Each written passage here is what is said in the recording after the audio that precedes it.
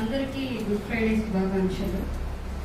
ఈరోజు నాకు ఇలాంటి ఒక మంచి అవకాశం ఇచ్చిన పాస్టర్ గారికి కూడా థ్యాంక్స్.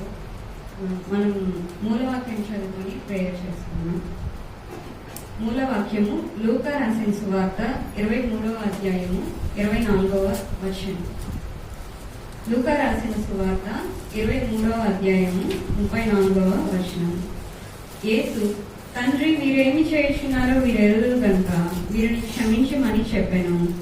వారు ఆయన వస్త్రములు పంచుకొనుటకై చీట్లు వేసిరి. ప్రేయర్ చేసుకున్నాం. స్తుతులకు పాత్రుడా, స్తోత్రార్హుడా, నిన్న నేడు రేపు నిరంతరము ఏకరీతిగా ఉన్న గొప్ప దేవా, నీకు స్తోత్రములు తండ్రి. ఇదిగోనైనా ఈ ఉదయకాల సమయం ప్రభువా, నన్ను మరొకరిచినైనా మీ మాటలు నా నోటి యందు ఉంచండి ప్రభువా. మీరు ఏదైతే మాట్లాడదలుచున్నారో ప్రభువా, ఆ మాటలు నేను పంచుకుంటే సహాయం దయచేయండి తండ్రి. యేసు నామంలో వేడుకుంటున్నాను తండ్రి, ఆమేన్. యేసుక్రీస్తు ప్రభు వారు మాట్లాడిన మొట్టమొదటి మాట, తండ్రి మీరేం చేస్తున్నారో వీరెరుగరు కనుక వీరిని క్షమించుము అని చెప్పారు. ఈ యొక్క 7 మాటలు కూడా పూర్వకాలంలో అనగా 70 సంవత్సరాలకు ముందు, బిఫోర్ క్రైస్ట్ అంటారు కదా, కొన్ని సంవత్సరాలకు ముందే ప్రవక్తల ద్వారా చెప్పబడిన ప్రవచనాలన్నీ కూడా నెరవేర్చబడ్డాయి యేసు ప్రభు గారి విషయంలో. ప్రవచనం చదువుకుందాము. యెషయా 53:12. కావున గొప్పవారితో నేను అతనికి పాలు పంచిపెట్టెదను, గనులతో కలిసి అతడు కొల్ల సొమ్ము విభాగించుకొనును. ఏలయనగా మరణమునందునట్లు అతడు తన ప్రాణమును దారపోసెను. అతిక్రమం చేయబడిన వారిలో ఎంచబడిన వాడాయను. అనేకుల పాపమును భరించుచు తిరుగుబాటు చేసిన వారిని గూర్చి విజ్ఞాపనము చేసెను. యెషయా ప్రవక్త కొన్ని సంవత్సరాలకు ముందే యేసు ప్రభు పుట్టు గురించి మరియు ఆయన శిలువ పైన వేలాడదీయబడడం గురించి మాట్లాడారు అన్నమాట. యేసుక్రీస్తు ప్రభు వారు తన గురించి చెప్పబడిన ప్రవచనాన్ని నెరవేర్చడానికి వచ్చారు. మత్తయి 5:17 ఎవరైనా చదవాల్సిందిగా కోరుచున్నాను. మత్తయి 5:17.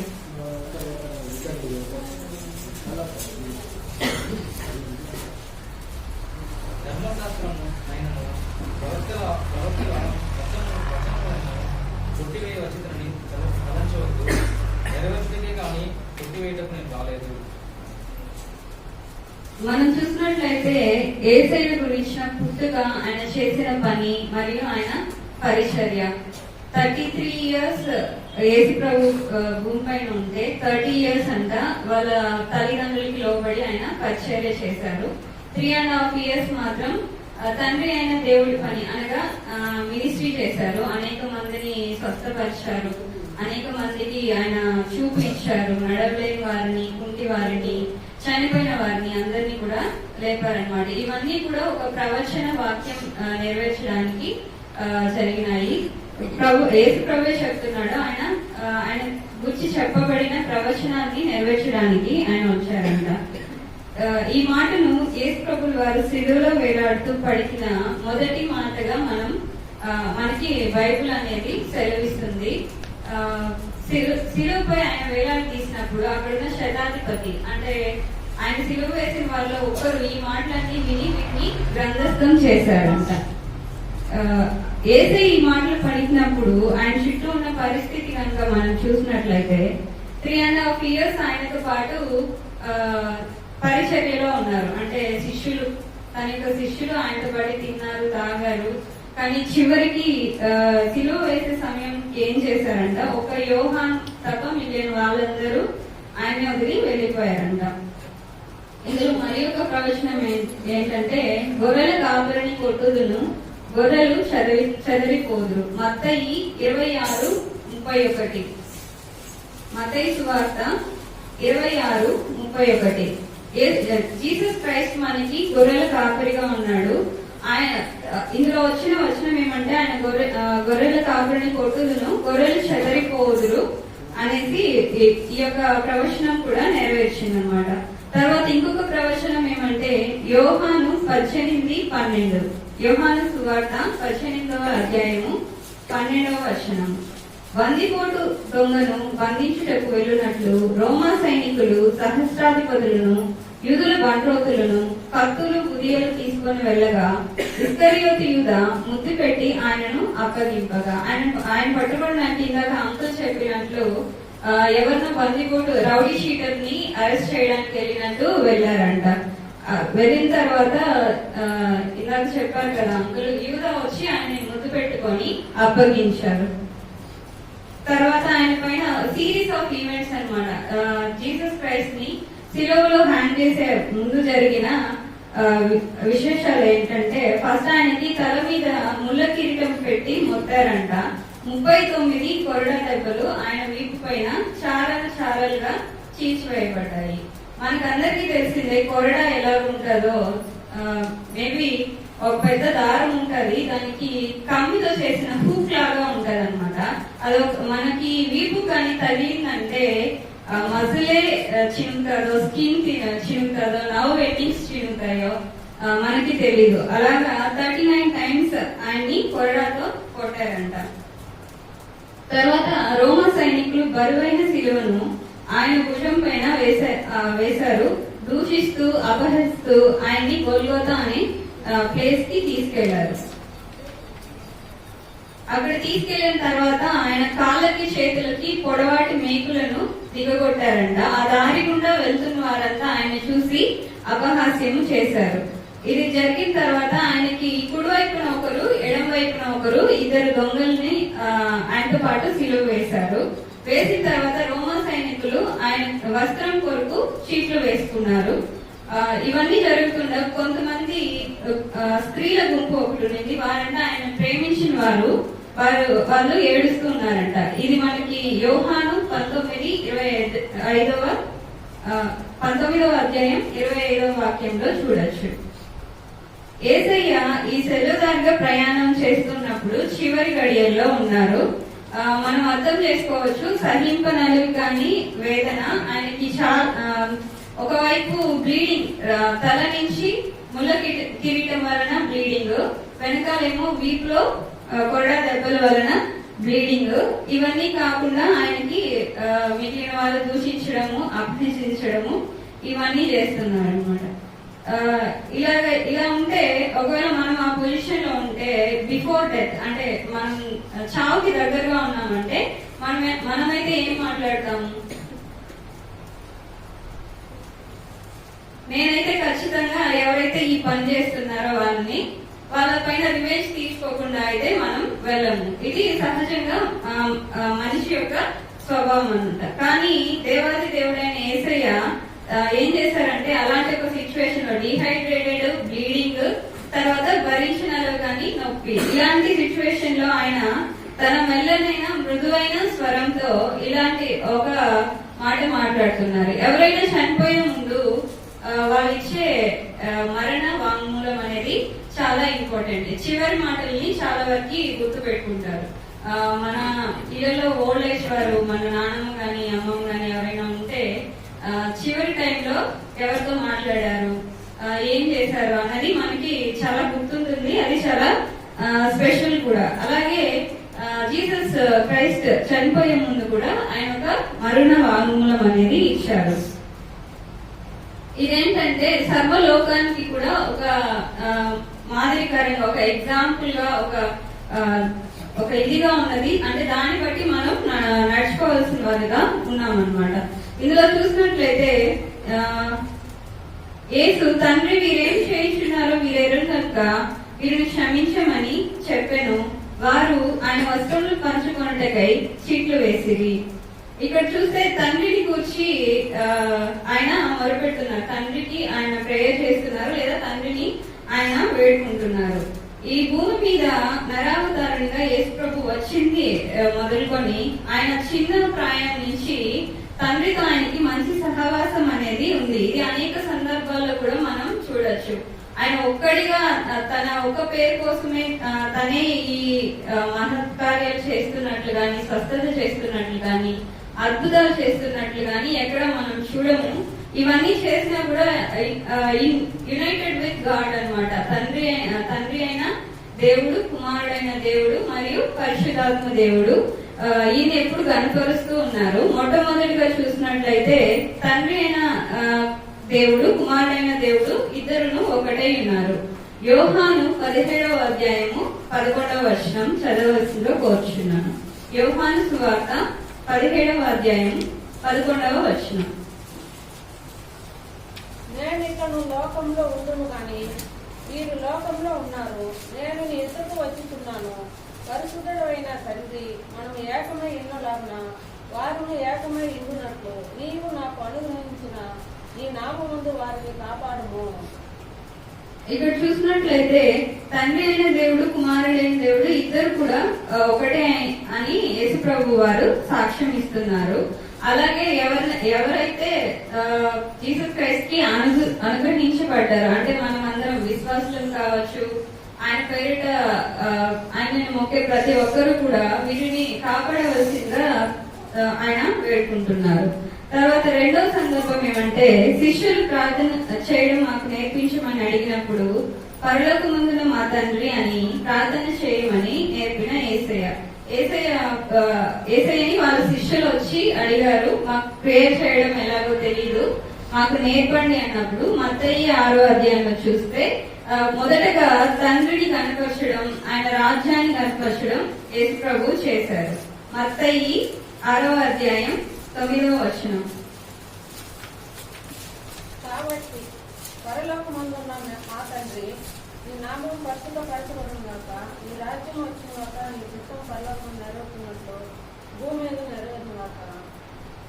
ఇలాగ చూస్తే మరొక సందర్భం ఏంటంటే, తండ్రి యొద్ద నుండి కొలత లేకుండా ఆత్మ పొందిన యేసయ్య. యోహాను 3వ అధ్యాయంలో చూసినట్లయితే, ఆయన సాక్ష్యం అంగీకరించిన వాడు దేవుడు సత్యవంతుడైన మాటకు ముద్ర వేసి ఉన్నాడు. ఏలయనగా దేవుడు తాను పంపిన వానికి కొలత లేకుండా ఆత్మను అనుగ్రహించిన గనుక ఆయన దేవుని మాటలే పలుకును. హోలీ స్పిరిట్ యొక్క ఇంపార్టెన్స్ చాలా ఉంది. కుమారుడైన దేవుడికి, తండ్రి అయిన దేవుడికి హోలీ స్పిరిట్ ముగ్గురు ఒకటే అన్నట్టు మనము ఈ వాక్యంలో చూడొచ్చు. తండ్రిని మాకు కనపరచమని అడిగిన ఫిలిప్పుతో, నన్ను చూసిన వాడు తండ్రిని చూచి ఉన్నాడు అని చెప్పిన యేసయ్య. జీసస్ క్రైస్ట్ శిష్యులంట తండ్రిని కనపరచమని చెప్పారంట. అలా చెప్పినప్పుడు జీసస్ ఇచ్చిన రిప్లై ఏంటంటే, ఎవరైతే నన్ను చూశారో వారు తండ్రిని చూసినట్లే అని ఆయన చెప్తా ఉన్నారు. 5వదిగా చూసినట్లయితే, గెస్తమనే తోటలో నా తండ్రి నీకు ఇష్టమైతే ఈ గిన్నెను నా యొద్ద నుండి తొలగించమని ప్రార్థించిన యేసయ్య. మత్తయి 26వ అధ్యాయం 39వ వచనం.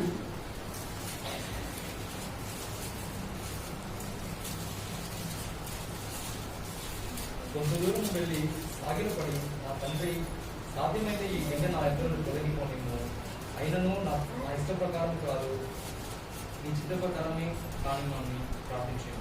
ఇందులో మనం తీసుకోవాల్సిన మాదిరికరమైనది ఏంటంటే, చాలా మంది ఏదైనా ఇరుకు వచ్చినా, ఇబ్బంది వచ్చినా వెంటనే పొలిటీషియన్స్ కో మన ప్రాబ్లమ్ ని ఎవరైతే సాల్వ్ చేస్తారో వాళ్ళని ముందుగా అప్రోచ్ అవుతారు.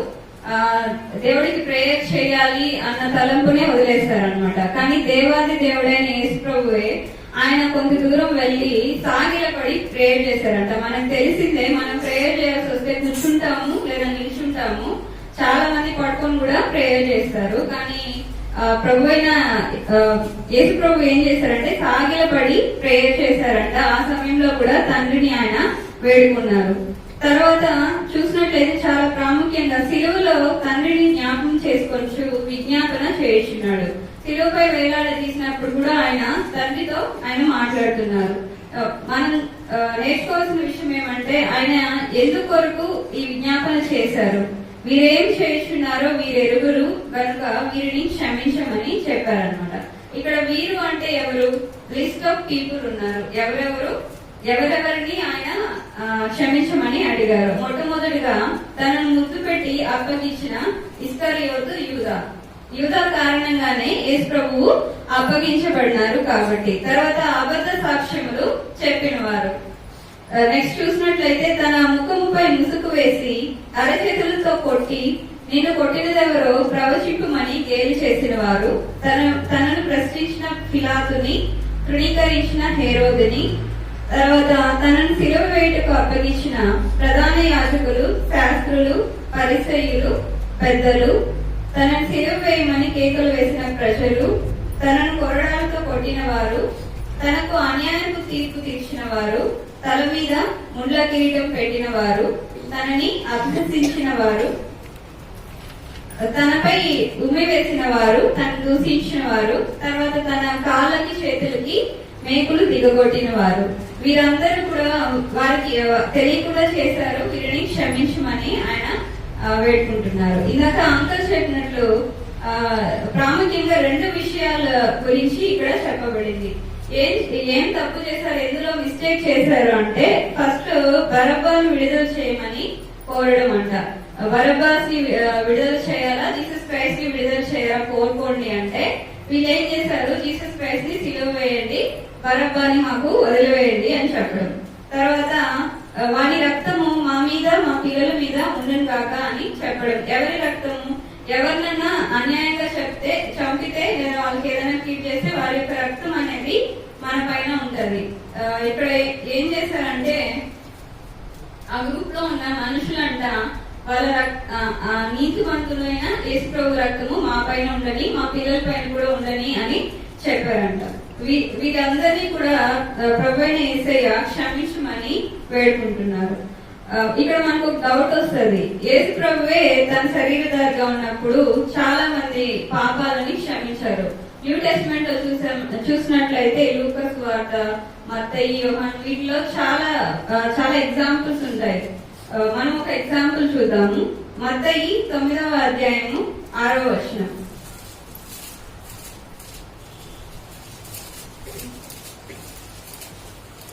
అయినను పాపములు క్షమించుటకు భూమి మీద మనుష్య కుమారునికి అధికారము కలదని మీరు తెలుసుకొనవలెనని చెప్పి ఆయన పక్షవాయువు గల వాడిని చూసి, నీవు లేచి నీ మంచం ఎత్తుకొని నీ ఇంటికి పొమ్మని చెప్పగా వాడు లేచి తన ఇంటికి వెళ్ళాను. ఈ వాక్యంలో చూసినట్లయితే ప్రభు అయిన యేసయ్యకి పాపాలను క్షమించే అధికారం ఉంది. అలాగే ఇంకొక ఎగ్జాంపుల్ చూసినట్లయితే వ్యభిచారం చేసి పట్టబడిన ఒక స్త్రీకి చెప్తారంట, అమ్మ ఇకపైన నువ్వు పాపం చేయొద్దు, నీ పాపములు క్షమించబడ్డాయి అనేసి. అలా చేసినప్పుడు సిలువలో మాత్రం ఆయన ఎందుకు చెప్పలేకపోతున్నారు? దాని వెనకాల ఏదో ఒక ప్రాముఖ్యత అనేది ఉంటది. మొట్టమొదటిగా చూసినట్లయితే లూకా 22:53 వాక్యం ప్రకారం ఆయన అంధకార సంబంధమైన అధికారం కింద ఉన్నారు. ఆయన ఏం చెప్తున్నారంటే, నేను అనుదినము మీ చెంత దేవాలయంలో ఉన్నప్పుడు మీరు నన్ను పట్టుకోలేదు, ఇప్పుడైతే మీ టైం వచ్చింది, అంటే సాటానిక్ టైం అన్నమాట. ఆ అంధకార సంబంధమైన అధికారంలో ఉన్నారు కాబట్టి మీరు వచ్చారు అని చెప్తున్నారు. తర్వాత పరిశుద్ధుడైన యేసయ్య లోక పాపములు ఆయన పైన మోపబడగా పాపముగా చేయబడ్డారు. ఇంతకు ముందైతే ఆయన హోలీగా ఉన్నారు, కానీ సిలువ దగ్గర మాత్రము మనందరి పాపాలు ఆయన మోసారు కాబట్టి ఆయన పాపంగా చేయబడ్డారు. తర్వాత ఆయన మన కొరకు శాపగ్రస్తంగా కూడా మారిపోయారు అనమాట.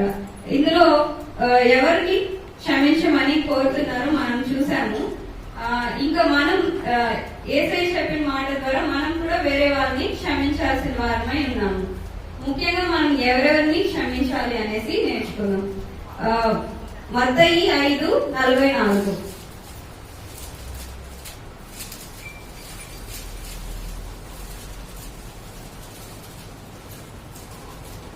నేను మీతో చెప్పినదేమనగా, మీరు పరలోకమందున మీ తండ్రికి కుమారుడై ఉండునట్లు మీ శత్రువులను ప్రేమించుడి, మిమ్మల్ని హింసించే వారి కొరకు ప్రార్థన చేయుడి. మనం ఎవరిని క్షమించాల్సిన వారమై ఉన్నాము? మనకి నమ్మక ద్రోహం చేసిన వారిని, అబద్ధ సాక్షులను, మనపై పైశాచికంగా ఆనందిస్తున్న వారిని, అసూయ పరులను, మనకు ఎవరైతే కీడు కలిగించారో వాళ్ళందరినీ కూడా మనం క్షమించాల్సిన వారమై ఉన్నాము. మనం చేయాల్సిన పనులు ఏంటంటే, మనం శత్రువులని ప్రేమించాలి, శత్రువుల కొరకు ప్రార్థించాలి, మరియు వారిని క్షమించాలి. రోమా 12:20 ప్రకారము మన శత్రువులు ఆకలికొని ఉంటే వారికి ఆహారం ఇవ్వాలి, మన శత్రువులు దప్పికొని ఉంటే వారికి దాహం ఇవ్వాలి. ఇవన్నీ కూడా యాజ్ ఏ క్రిస్టియన్స్ మనం పాటించాల్సిన వారమై ఉన్నాము. ఈ మొదటి మాటలో మనం చూసినట్లయితే యేసు ప్రభు తండ్రి వీరేం చేస్తున్నారో వీరు ఎరుగరు కనుక వీరిని క్షమించము అని చెప్పడంలో ప్రార్థన, విజ్ఞాపన, క్షమాపణ ఉన్నట్లు మనం చూస్తున్నాము. దీన్ని బట్టి ఈ వాక్యం ద్వారా తండ్రి మనల్ని ఎలాగైతే క్షమించారో అలాగే కూడా మనము ఇతరుల్ని క్షమించాలి. మన కొరకు ఎవరైతే మనల్ని గాయపరుస్తారో, మనల్ని కించపరుస్తారో, మనల్ని హేళనగా మాట్లాడతారో వీరందరినీ కూడా మనం క్షమించాల్సిన వారమై ఉన్నాము. Thank you.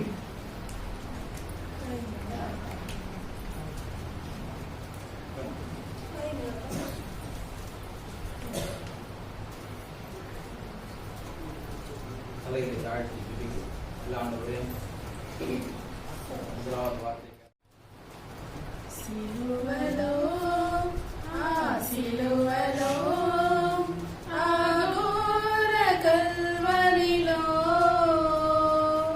తులువల మధ్యలో వేలాడిన యేసయ్యా, తులువల మధ్యలో వేలాడిన యేసయ్యా,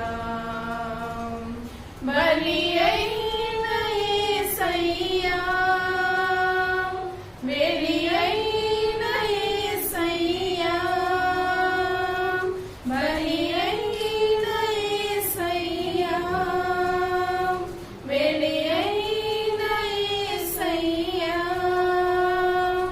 నిలువెల్లా నలిగితివా, నీవెంతో అలసితివా, నిలువెల్లా నలిగితివా, నీవెంతో అలసితివా, సిలువలో ఆ సిలువలో ఆ ఘోర కల్వరిలో తులువల మధ్యలో వేలాడిన యేసయ్యా, తులువల మధ్యలో వేలాడిన యేసయ్యా.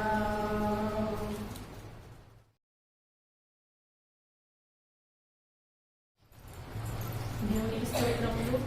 ఈరోజు మనం చూడబోయే వాక్యం, రెండో వాక్యం ఏమంటే లూకా రాసిన సువార్త 23వ అధ్యాయము 43వ వచనం చదవవలసిందిగా కోరుచున్నాను. లూకా రాసిన సువార్త 23:43 వచనం. అందుకు ఆయన వానితో, నేను నీ నాతో కూడా పరదేశంలో ఉండు అని నిశ్చయంగా నీకు చెప్పుచున్నాను నేను. రెండో వాక్యం ఏమిటంటే ముగ్గురు మధ్య జరిగిన సంభాషణ అన్నమాట. ఈ వాక్యం దేవుడు ఎందుకు పలికారు, ఎవరితో ఏం చెప్పారు అనేది మనం చూడబోతున్నాం. మొదటిగా ముగ్గురు ఉన్నారు, దేవుడితో సహా కూడి ఇద్దరు ఉన్నారన్నమాట. దేవుడు మిడిల్లో ఉంటే దానికి ఎడమ వైపున కుడి వైపున ఒకరిని బంధించారు శిలువ మీద. అది మనకు అందరికీ తెలిసిన విషయమే. అందులో దేవుడితో ఒక దొంగ చెప్తాడనమాట. రెండో అతను చెప్తాడు.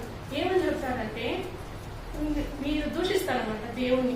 రెండవ దొంగ దూషిస్తాడు. ఏమని దూషిస్తాడంటే, నీవు దేవుడే కదా, నీవు పరిశుద్ధమైన దేవుడైతే నిన్ను నువ్వు కాపాడుకొని మమ్మల్ని కూడా రక్షించు అని అడుగుతాడు.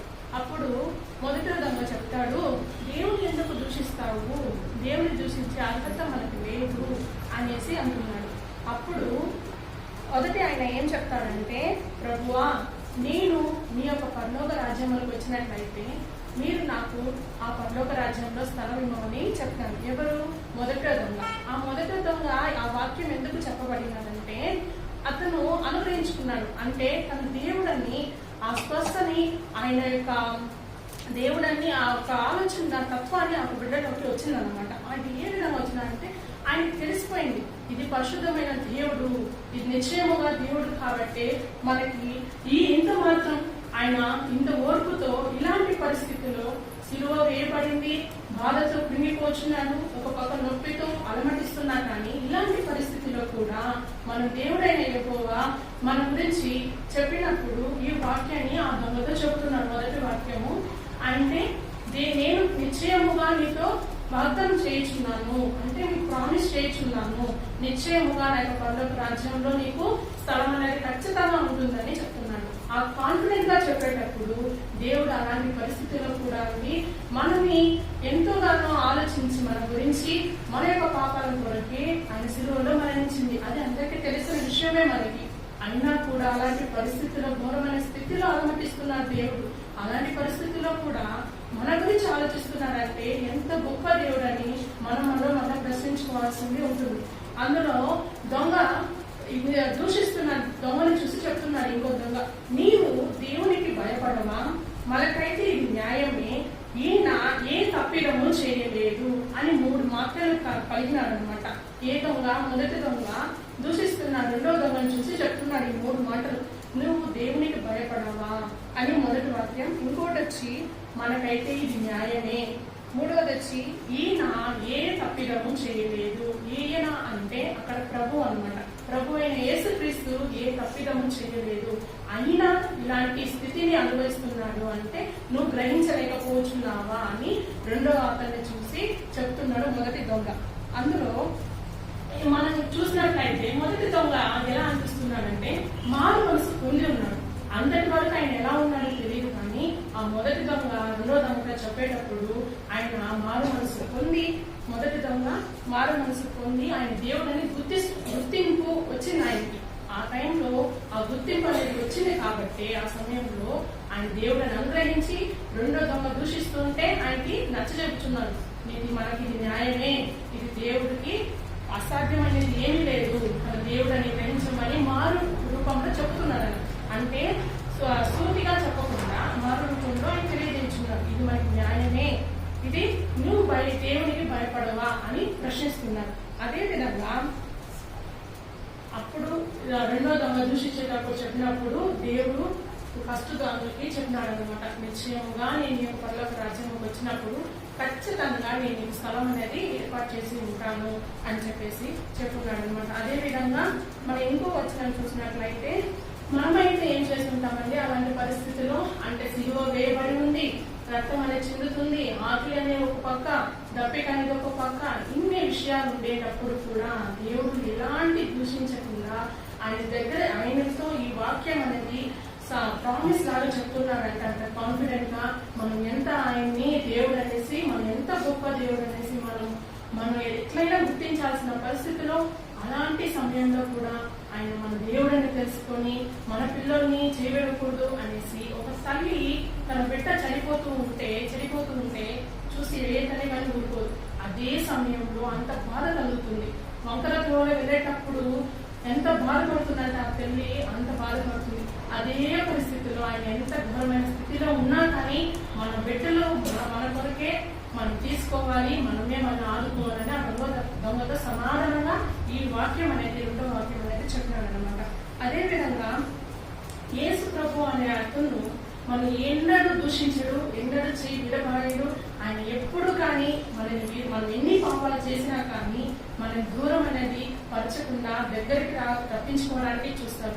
కానీ మనలో ఉన్న లోపమే మన దేవుని యొక్క అనుగ్రహాన్ని మనం గ్రహించలేకపోతున్నాం. అది ఒక చిన్న కథ చెప్తాను. యోనా గురించి మనకి ఆల్రెడీ తెలిసిందే. యోనా గురించి ఏమంటే ఆయన ఒకరోజు ఏం చేస్తాడంటే, యోనా వచ్చి దైవ భక్తుడు, దేవుని యొక్క వాక్యాన్ని ప్రకటించే అతను.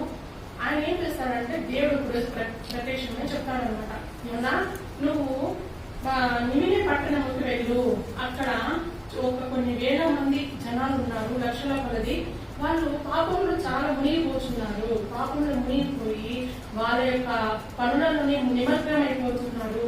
ఆ పాపం నుంచి విడిపించుటకు నువ్వు వెళ్ళాలని కోరుచున్నాను అని చెప్పి దేవుడు చెప్తాడు. అదే విధంగా యోనా ఏం చేస్తాడంటే, సరే దేవుడు చెప్పినాడు కదా అని చెప్పేసి వెళ్ళుంటే ఆ పరిస్థితిలో ఆ బిడ్డ రక్షించబడి ఉంటాడు. ఆయన అది చేయకుండా ఇంకో పట్టణానికి బయలుదేరి ఒక ఓడలో వెళ్తున్నాడు అనమాట. అంటే దేవుడు చెప్పిన ఆ యొక్క పట్టణానికి నినివే పట్టణానికి వెళ్లకుండా వేరే పట్టణానికి వెళ్ళడానికి సాగించినాడు.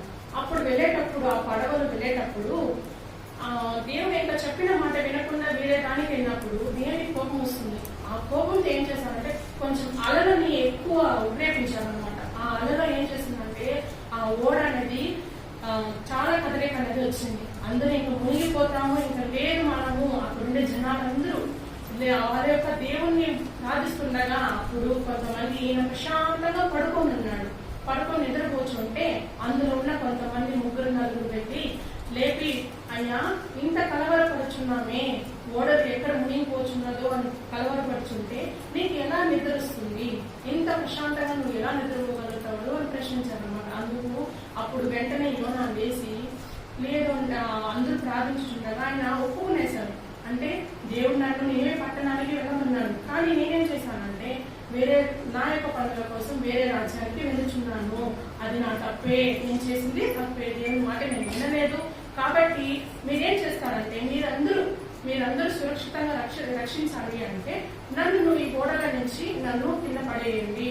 నేను అప్పుడే ఈ అలలు అనేది శాంతిస్తుంది, మీరు సురక్షితంగా ప్రయాణం అనేది సాగించవచ్చు అని చెప్తారనమాట. అప్పుడు అదే విధంగా అక్కడుండే 9 ఏం చేస్తారంటే వాళ్ళకి కొంచెం మారు మనసుకుంది, అయ్యో ఒక ప్రాణాన్ని మనం కోల్పోతున్నామే, తెలిసే మనం ఒక ప్రాణం తీసుకున్నామే, దేవుడా అప్పుడు మోకరించి ప్రార్థన చేయించారన్నమాట.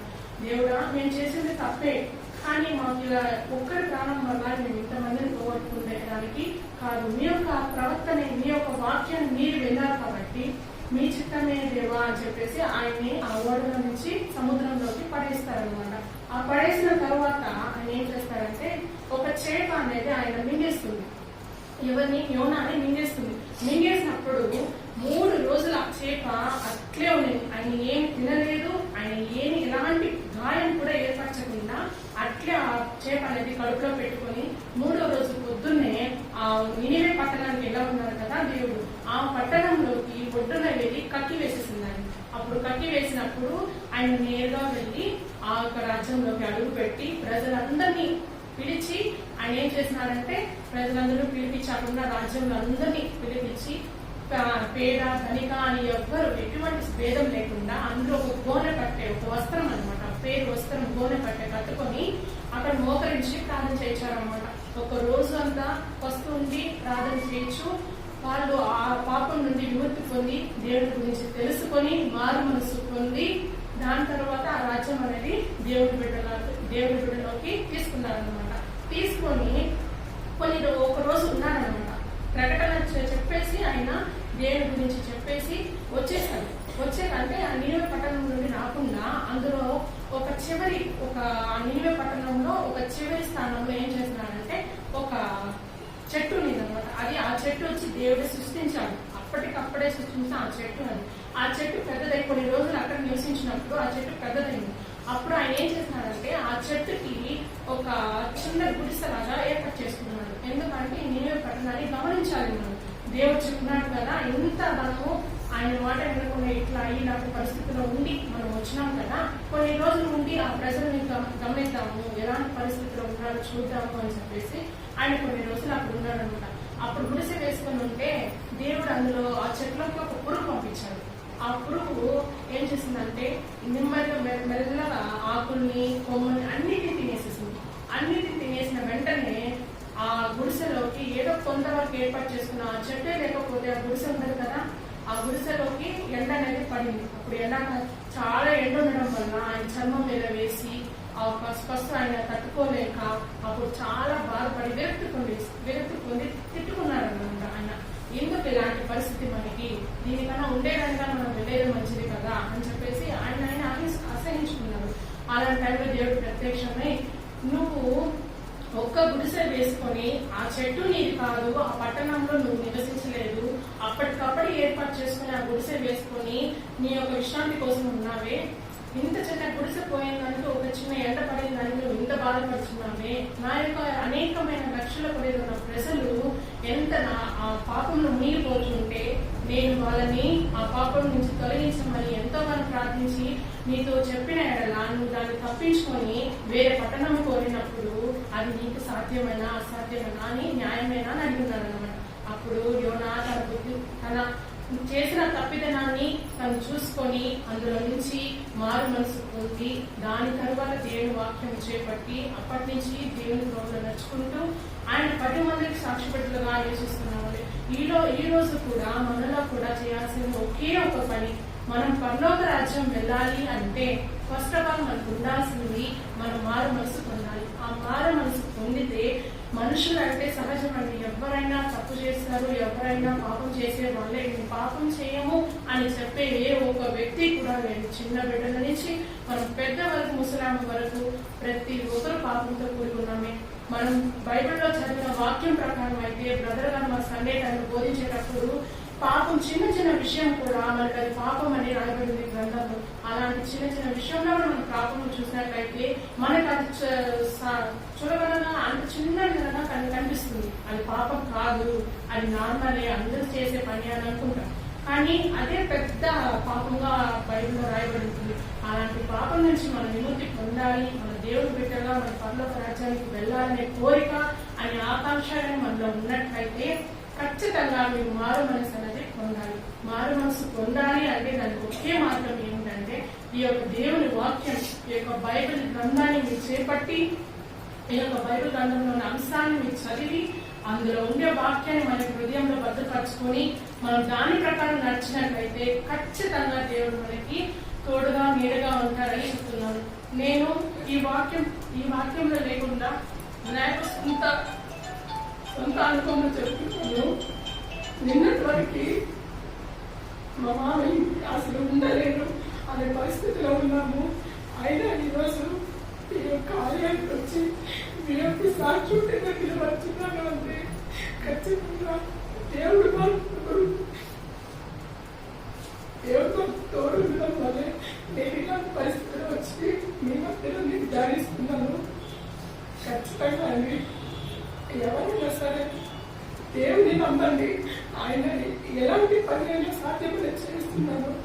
ఈరోజు దేవుడు ఎక్కడ లేకపోయింటే డాక్టర్లు కూడా చేస్తారు. ఇంకా లేదు, నేను చెప్పలేము, గ్యారంటీ నేను ఇవ్వలేము అని చెప్పేస్తున్నాను. అయినా మీరు మోకరించి ప్రాణం చేయించామండి. ఈ బయటలే మమ్మల్ని కాపాడండి, దేవుడి మమ్మల్ని కాపాడండి. ఖచ్చితంగా మీరు కూడా ఆయన్ని అనుగ్రహించండి. ఆయన రుచి మనం తెలుసుకోవాలండి. ఆయన యొక్క గొప్పతనాన్ని మనం తెలుసుకోవాలి. ఆయన గొప్పతనాన్ని తెలుసుకొని ఆయన ఏం చెప్తున్నారో అదే విధంగా ఏం లేదని మనం ఒకరించి ప్రార్థన చేస్తే అదే చాలు. దేవుడు మనకు ఏమీ అడగడం లేదు. మీరు ఏ ఒక్కటైనా ఆస్తులు కానీ ఇంకా ఏమేమో నీకు ఉండేదాంతో సగం ఇవ్వమని అలాంటివి ఏమి చెప్పలేదండి. ఒకటి మనం చేయాల్సింది, నీకు ఇది కావాలి, నీకు ఇది అవ్వాలి అంటే ఒకటే ఒక మార్గం. మీరు వెళ్ళి మోకరించండి. ఎలాంటి పరిస్థితిలో ఉన్నా, ఎలాంటి స్థితిలో ఉన్నారు, హాస్పిటల్లో ఉన్నారు, ఇంకొక చోట ఉన్నారు, ఎలాంటి ఇంట్లో ఉన్నారు, ఎలాంటి చోట అయినా మీకు ఏదైనా ఒక పని కావాలి అంటే వెళ్ళి మోకరించి ఆయన ప్రార్థిస్తే ఖచ్చితంగా నేను 100% హామీ ఇస్తున్నాను. ఖచ్చితంగా దేవుడు మనల్ని ఉన్నట్టు విడపాయడు. ఆయన ఉంటే ఖచ్చితంగా మనము ఎలాంటి పని అయినా సాధిస్తాము. ఎలాంటి పనిలో అయినా మనం ముందుండి దాన్ని సాధించుకుని వచ్చే అంటే అంత శక్తి మనం దయచేస్తున్నారు. నిజంగా ఈ యొక్క సాక్ష్యం మేము చెప్పాలని మేము ఫ్యామిలీతో వచ్చాము. దేవుడు నిజంగా మాకు అద్భుత కార్యము చేసినారు. ఈ 3 రోజులుగా అసలు ఎంతో బాధతో కృంగి ఉన్నాము.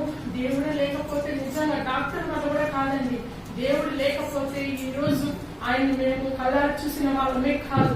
నేను ఎక్కడ వచ్చి చెప్పమన్నా చెప్తాను. దేవుడు లేకపోతే డాక్టర్ వల్ల కానిది, మెడిసిన్ వల్ల కానిది, పరమ వైద్యుల వల్ల కానిది కూడా దేవుడు వల్ల సాధ్యం అవుతున్నది నేను అనుగ్రహించాము. మేము ఎంతగానో నమ్ముచున్నాము. మీరు కూడా అండి దేవుని యొక్క పరలోక రాజ్యం మనం వెళ్ళాలి అంటే ఖచ్చితంగా మీరు ఏం చేయాలంటే మోకరించి ప్రార్థన చేయండి. ప్రార్థన చేసి ఆయనని ఫస్ట్ నమ్మండి. ఫస్ట్ నమ్మితే ఆ నమ్మకాన్ని మనం కాపాడుతుందని నేను నమ్ముచున్నాను. మా కుటుంబ సభ్యులందరూ కూడా నమ్ముచున్నారు. ఆయనే కానీ లేకపోతే వాళ్ళు ఏ పని సాధ్యం కాదు. అదేవిధంగా ఈ వాక్యంలో లాస్ట్ గా నేను చెప్పుకోవచ్చున్నానంటే ఈ వాక్యంలో నేను నీతో కూడా పరదేశంలో ఉండు అని నిశ్చయముగా చెప్పుచున్నాడు. దేవుడు 2వ గణం చూసి చెప్పుచున్నాడు. ఆయన చెప్పినప్పుడు మేము రాజ్యంలో నాకు చోటిస్తారా అని అడిగినప్పుడు ఆయన దూషించవచ్చు. ఏంటయ్యా నువ్వు ఇప్పుడు వచ్చి ఇన్ని పాపాలను చేసేసి ఇప్పుడు లాస్ట్ మినిట్ వచ్చి నాకు మీ రాజ్యంలో స్థలం ఇవ్వాలి అంటే ఇచ్చేస్తాను అని చెప్పి ఉండొచ్చు. ఆయన మనమైనా కానీ అలాగే చెప్పుకుంటాం. కానీ దేవుడు అలా చెప్పలేదండి. ఫస్ట్ ఆఫ్ ఆల్ ఏం చెప్తున్నారంటే, మీరు ఖచ్చితంగా నేను మీకు నా యొక్క రాజ్యంలో నేను స్థలం అనేది ఇస్తాను అని హామీ ఇచ్చినాడు. ఎందు నిమిత్తం ఆయన మన బిడ్డని ఎప్పుడు చేయవిడని అంటే చేయవిడవడు. ఆయన ఎప్పుడు కానీ మనం దూషించడు. మనం పాపం చేసామే మనం పక్కన పెట్టేయాలి అనే ఆలోచన కూడా ఆయనకి రాదు. మనం ఎన్ని పాపాలు చేసినా అందులో నుంచి దూరం పెంచి అందులో నుంచి కడిగి శుద్ధపరిచి తన దగ్గర చేయించుకుంటున్నారు. కాబట్టి ప్రియమైన వాళ్ళారా, మన దేవుని నమ్మండి, మోకరించి ప్రార్థించండి. మన పరిశుద్ధ స్థలంలోకి మన పరలోక రాజ్యానికి వెళ్ళాలంటే మన ప్రార్థన అనేది ఖచ్చితంగా ఉండాలి. ఆయన వాక్యానుసారం మనం నడవాలి. దానికి మీరు యొక్క చిన్న అవకాశం ఇచ్చినందుకు మాస్టర్ గారికి కృతజ్ఞతలు చెల్లిస్తూ నేను అవసరం ముగించుకుంటున్నాను.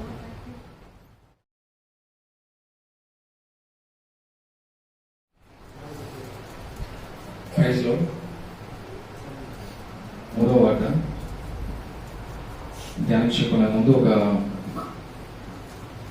చిన్న పాఠాన్ని ప్రేయర్ చేసుకొని ధ్యానించుకుంటాం. மழகான கண்கள் என்னை கண்டதாலே முடிந்ததென்ற நினைத்து நான் உயிர் வாழ்ந்தேனே. அழகான கண்கள் என்னை கண்டதாலே முடிந்ததென்று நினைத்து நான் உயிர் வாழ்கின்றேன். யாரும் அறியாத என்னை நின்றாய் அறிந்து தேடி வந்த நல்ல நேசரே. யாரும் அறியாத என்னை நன்றாய் அறிந்து தேடி வந்த நல்ல நேசரே. அழகான கண்கள் என்னை கண்டதாலே முடிந்ததென்று நினைத்து நான் உயிர் வாழ்கின்றேன். தூக்கி எறியப்பட்ட என்னை வேண்டும் என்று சொல்லி சேர்த்து கொண்ட நல்ல நேசரே. தூக்கி எறியப்பட்ட என்னை வேண்டும் என்று சொல்லி சேர்த்து கொண்ட நல்ல நேசரே. அழகான கண்கள் என்னை கண்டதாலே முடிந்ததென்று நினைத்து நான் உயிர் வாழ்கின்றேன். ఆమేన్. ప్రార్థించుకుందాం.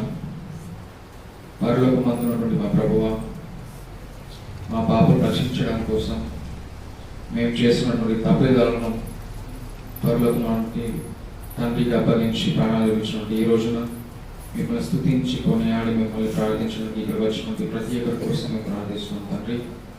రానటువంటి వాళ్ళని మీరు ఆశీర్వదించి ఇక్కడ వచ్చినటువంటి ప్రతి ఒక్కరిని దీవించాలని చెప్పి వేడుకుంటున్నాం తండ్రి. అంతేకాకుండా ప్రభావం ఇప్పుడు మేము మాట్లాడకపోవచ్చు ప్రతి ఒక్క మాట మీరు మా నోటి నుండి పలికించి దానిలో తాత్పర్యాన్ని మాకు అర్థమయ్యేలాగా వివరించాలని చెప్పి కోరుకుంటున్నాం ప్రభావం. ఆశీర్వదించండి, బలపరచండి. స్తుతి ఘనత మహిమ యావత్తు మీ ఒక్కరికి చెల్లిస్తూ మా ప్రభువుని యేసుక్రీస్తు నామములో వేడుకుంటున్నాం తండ్రి. ఆమేన్.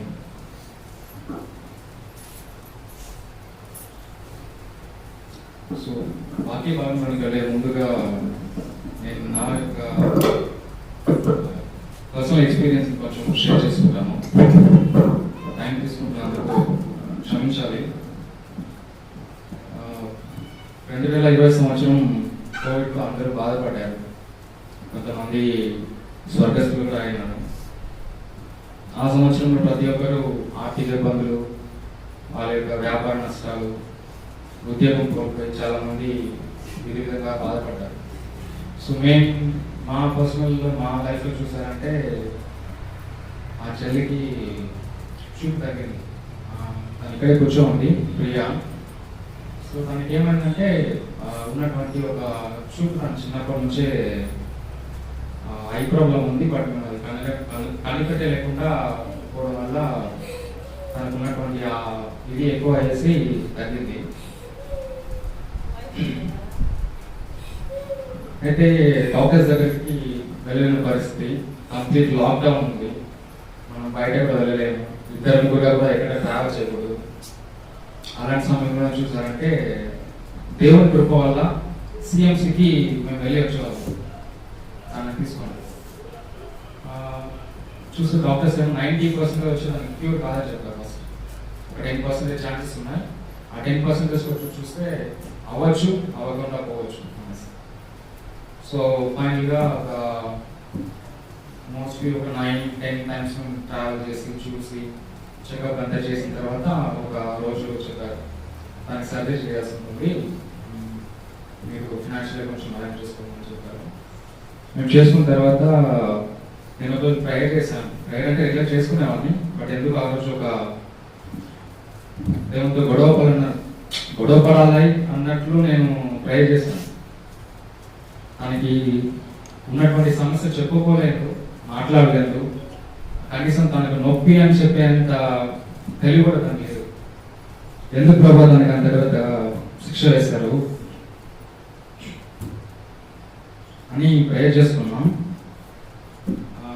నెక్స్ట్ ఒక 1 వీక్ తర్వాత నేను ఇక్కడ లేను, నేను బ్యాక్ టు చెన్నై వెళ్ళిపోయిన తర్వాత తనకు సర్జరీ అయిన తర్వాత డాక్టర్ చెప్పింది ఏమంటే సర్జరీ బాగా అయింది, తనకి లెన్స్ పెట్టిన తర్వాత తను చూస్తుంది, విజన్ కూడా తనకు బాగానే ఉందని చెప్పారు.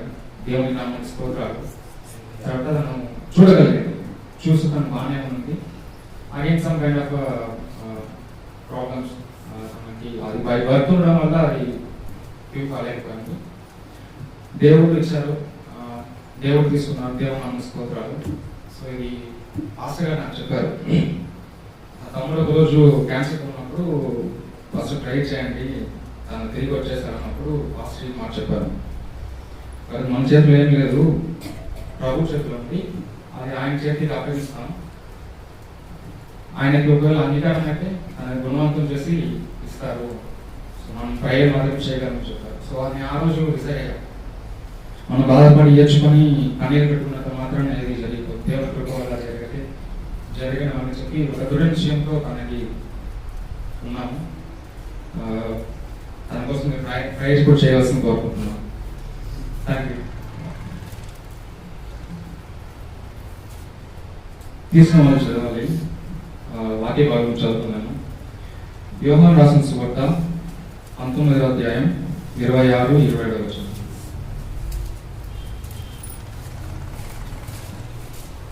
యోహాను రాసిన సువార్త 19వ అధ్యాయం 26-27 వరకు. యేసు తన తల్లియు తాను ప్రేమించిన శిష్యుడును దగ్గర నిల్చుండట చూసి, అమ్మా, ఇదిగో నీ కుమారుడు అని తన తల్లితో చెప్పాను. తరువాత ఆ శిష్యుని చూసి, ఇదిగో నీ తల్లి అని చెప్పాను. ఆ గడియ నుండి ఆ శిష్యుడు ఆమెను తన ఇంట చేసుకునేను. ఆమేన్. చూసినట్లయితే యేసు ప్రభుని శిలువ మోయించుకొని గొల్గొతా అనే ఒక కొండపై పర్వతంపై తీసుకెళ్ళిన తర్వాత శిలువలో వేయబడ్డారు. అక్కడ ఏమైందంటే ప్రభుకి తెలుసు ఆయన ఇంకా ఆఖరి క్షణాలు, ఆయన మరణిస్తారని చెప్పి ఆయన తెలిసిన తర్వాత అక్కడ ఉన్నటువంటి ఒక శిష్యుని ఉన్నారు, యోహాను. ఆయనతో చెప్తున్నారు ఏమనంటే, అమ్మ, తన శిష్యుని చూసి ఇదిగో నీ తల్లి అని చెప్పాను. ఆ గడి నుండి ఆ శిష్యుడు ఆమెను తన ఇంటికి చేర్చుకున్నాను. సో యోహానుతో చెప్తున్నారు ప్రభు అయిన యేసుక్రీస్తు వారు ఏమని, ఈమె వచ్చి మీ తల్లి, ఎందుకంటే నేను మరించబోతున్నాను కాబట్టి ఆమెని మీ తల్లిని చెప్పిన తర్వాత మరియమ్మ కూడా ఏడుస్తూ బాధపడుతూ ఆయన కుమారుని స్వీకరించి ఆయన ప్రభు అయిన యేసుక్రీస్తు మరణించిన తర్వాత యోహాను ఆమెని చూచుకున్నాడని చెప్తున్నారు. సో ఇక్కడ చూసినట్లయితే ప్రభు అయిన యేసుక్రీస్తు వారు మన పాపం రక్షిస్తున్నాడు, మన బాధను తీసివేస్తున్నారు చెప్పి మనం ఆలోచిస్తున్నాం. కానీ ఆయన ఎంతో గొప్ప దయాహృదయుడు, ఎంతో గొప్ప మనస్సు, కరుణ, జాలి అనేది ఎంతో గొప్పగా ఉందని చూస్తే మనం నార్మల్గా ఒక చిన్న దెబ్బ తగిలిన తర్వాత అమ్మ నరుస్తాం. ఆ శిలువ వేయబడిన తర్వాత తలకడ ముళ్ళ కిరీటం, చేతులు కాళ్ళలో పెద్ద సూదు లాంటి కొట్టిన్నారు, కొరడాలతో కొట్టిన్నారు, శరీరం అంతా రక్తం. అలాంటి సందర్భంలో కూడా ఆయన చూసారంటే వాళ్ళ అమ్మ గురించి ఆలోచిస్తున్నారు. అంటే ఆయన ఎంత గొప్ప మనసు చెప్పి మనం ఆలోచించాలి. సో ప్రభు అయిన యేసుక్రీస్తు వారు మనకి ఒక మార్గదర్శిగా ఉండి మనం ఈ ప్రపంచాన్ని నడిపించి మనం కూడా ఆయన త్రోవలో నడిచి ఆయన వాక్యానుసారం నడిచే బిడ్డలుగా మనం మారాలని చెప్పి మన కోసం ఈ బైబిల్ ఒక గ్రంథాన్ని మనకి ఇచ్చి వెళ్ళినారు. మరి ఒక వాక్యం చదువుకున్నాము. లూకా రాసిన సువార్త 15:17.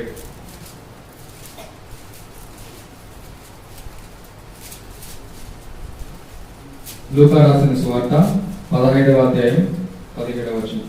అయితే బుద్ధి వచ్చినప్పుడు వాడు, నా తండ్రి యుద్ధ ఎంతో మంది కూలి వాడులకు అన్నము సమృద్ధి ఉన్నది, నేనైతే ఇక్కడ ఆకలికి చచ్చిపోతున్నాను. ఆమేన్. సో ప్రభువైన యేసుక్రీస్తు వారు ఒక చోట బోధించుచున్నారు. అదే 15:1వ వచనం చూసినప్పుడు, ఒకప్పుడు సమస్తమైన సుంకరులను పాపులను ఆయన బోధ వినుటకు ఆయన దగ్గరకు వచ్చుచుండగా, సో సుంకరులు పాపులు ఒక చోట వచ్చి చేరి ప్రభువైన యేసుక్రీస్తు వారి యొక్క వాక్యం ఆయన బోధించుకున్నప్పుడు వింటున్నారు. సో అక్కడ చూస్తే ఆయనకు వాళ్ళకి ఒక వివరణ చెప్తున్నారు. ఏమని చూస్తే, ఒక అన్నయ్య తమ్ముడు తండ్రి యొక్క ఆస్తిపాస్తులను తీసుకొని, నా తమ్ముడు గొడవ పడేసి నాకు ఉన్నటువంటి ఆస్తి నాకు మొత్తం కావాలని చెప్పి తండ్రితో గొడవపడి తీసుకునేసారు. మా దగ్గర ఉన్న ప్రాపర్టీస్ ఏదైతే మొత్తం తీసుకొని 13వ వచనం చివరిని చూసినప్పుడు, అచ్చట వారిలో చిన్నవాడు తండ్రి ఆశలో నాకు వచ్చి భాగం ఇమ్మని తన తండ్రిని అడుగుగా, అతడు వారికి తన ఆస్తిని పంచిపెట్టాను. కొన్ని దినములైన తర్వాత ఆ చిన్న కుమారుడు సమస్తము కూర్చుకొని దూరదేశముకు ప్రయాణమైపోయి అచ్చట తన ఆస్తిని దుర్వ్యాపారముల వలన పాడు చేసింది. సో తన తండ్రి దగ్గర గొడవపడి తీసుకున్నటువంటి ఆస్తి, డబ్బు, లేకుంటే బంగారం కావచ్చు తీసుకొని ఆయన ఫారెన్ ట్రిప్ వెళ్ళేలాగా ఆయన కూడా తను బయటకు వెళ్ళేసి దుర్వ్యాపారం అంటే తాగడం కావచ్చు, వ్యభిచారం కావచ్చు, లేకుంటే వ్యసనాలు, తనకు ఉన్నటువంటి వ్యసనాలకి తన దగ్గర ఉన్నటువంటి మొత్తం ఉన్నటువంటి పోగొట్టుకున్నాడు. తర్వాత 14వ వచనం చూస్తే, అదంతా ఖర్చు చేసిన తర్వాత ఆ దేశం ముందు గొప్ప కరువులాగా వాడు ఇబ్బంది పడసాగి, సో తన దగ్గర ఉన్న డబ్బులంతా పోగొట్టుకున్నాడు. తర్వాత తనకి ఏం చేయాలో అర్థం కావట్లేదు. అదే సమయంలో ఆ దేశంలో ఒక కరువు వచ్చింది. అప్పుడు ఏం జరిగిందంటే, తన దగ్గర ఉన్నటువంటి అంతా పోయిన తర్వాత తనకి తినడానికి కనీసం ఆహారం కూడా లేదు. అప్పుడు ఏం జరిగిందంటే, అతడు పందులను మేపుటకు తన పొలంలోనికి వారిని పంపాను. సో అతను ఆ దేశస్తులో ఒక దగ్గరికి అయితే, నా దగ్గర ఉన్నటువంటి డబ్బులు పోయింది, నాకు ఒక ఉద్యోగం ఇవ్వమని చెప్పడినప్పుడు ఆయన ఏం చేశారంటే, నేను నా దగ్గర వచ్చి పందులు మేపడానికి ఒక ఉద్యోగం దాంట్లో చేరుతామని చెప్పి అడిగినప్పుడు తను చేరాడు. సో అక్కడ చూసినప్పుడు 17వ వచనం చూస్తే చివరగా, నేనైతే ఇక్కడ ఆకలి చచ్చిపోవచ్చున్నాను అని చెప్పినాడు. సో తన దగ్గర ఏం లేదు తినడానికి. సో ఆకలితో ఎక్కువగా ఆకలి వేయడం వల్ల పరిశీలన ఆకలితో నేను చచ్చిపోతున్నాను అని చెప్పి తను బాధపడుతున్నప్పుడు, సో 21వ వచనం చూసినప్పుడు, నేను పరలోకముకు విరోధంగా నీ ఎదుట పాపం చేస్తుని అని ప్రాయశ్చిత్తపడుతున్నాడు. సో తను ఫైనల్గా రిలీజ్ అయ్యాడు. ఆయన రిలీజ్ అయిన తర్వాత, నేను పరలోకముకు విరోధంగా అంటే తాగడము, తిరగడము, వ్యభిచారము, దొంగలు, వేరే వాళ్ళపైన నిద్ర వేయడము, గొడవలు వేయడము, ఇలాంటివన్నీ చేశాడు. కాబట్టి తను చివరిగా తను ఎరిగాడు తను చేసిన పాపం ఏంటో. అది ఎరిగి 24వ వచనం చూసినప్పుడు, ఈ నా కుమారుడు చనిపోయి మరల బ్రతికి తప్పిపోయి దొరికాను అని చెప్పాను. సో ఆయన తండ్రి దగ్గర మళ్ళీ తిరిగి వెళ్ళిపోతాడు. నా దగ్గర ఉన్నటువంటి నేను పోగొట్టుకున్నాను, సో నేను మళ్ళీ నేను తప్పు చేశాను చెప్పి రియలైజ్ అయిన తర్వాత వెళ్ళినప్పుడు ఆయన వాళ్ళ తండ్రి చెప్తున్నాడు, ఈ నా కుమారుడు చనిపోయి తిరిగి మరలా లేచునని చెప్పి. ఎవరైనా సరే తల్లిదండ్రులుగా ఉన్నప్పుడు వాళ్ళ బిడ్డలు మంచి చేసినా, ఎంత పెద్ద తప్పు చేసినా కూడా వాళ్ళు ఖచ్చితంగా అంగీకరించి వాళ్ళు స్వీకరిస్తారు. ఎవరు కూడా మీరు తప్పు చేశారు వెళ్ళిపోండి అని చెప్పి పంపించారు. సో అదేవిధంగా ఇక్కడ ప్రభు అయిన యేసుక్రీస్తు వారు అక్కడ బోధిస్తున్నప్పుడు అదేదా చెప్తున్నారు. సో తిరిగి ఆయన ఈ నా కుమారుడు చనిపోయి తిరిగి మళ్ళీ బ్రతికి లేచి చెప్పి వివరిస్తున్నారు. సో ఇక్కడ మనం చూడాల్సింది ఏంటంటే, తల్లిదండ్రులు వచ్చి మనల్ని మన యొక్క మంచి కోసమే వాళ్ళు వచ్చి తాపత్రయపడుతుంటారు. మన జీవితంలో మంచిగా ఎదగాలని చెప్పి, కానీ మనం మంచి యొక్క పొజిషన్లో ఉండాలని, మనం సెటిల్ అవ్వాలని చెప్పి వాళ్ళ యొక్క చింతన ఎప్పుడు చూసినా మన గురించి, పిల్లలైన మన గురించి ఉంటుంది. కాబట్టి వాళ్ళని గౌరవించాలని చెప్పి, వాళ్ళ మాటకు ఎదురు చెప్పకుండా వాళ్ళ మాటని మనం గైకొనాలని చెప్పి కూడా ప్రభువైన యేసుక్రీస్తు వారు మనకి ఈ బైబిల్ అనే గ్రంథం ద్వారా మనకి వివరిస్తున్నారు. ఆఖరి అయిన ఒక వాక్యం చూస్తాము. నిర్గమకాండము 20వ అధ్యాయం 12వ వాక్యం చదవాలని కోరుకుంటున్నాను.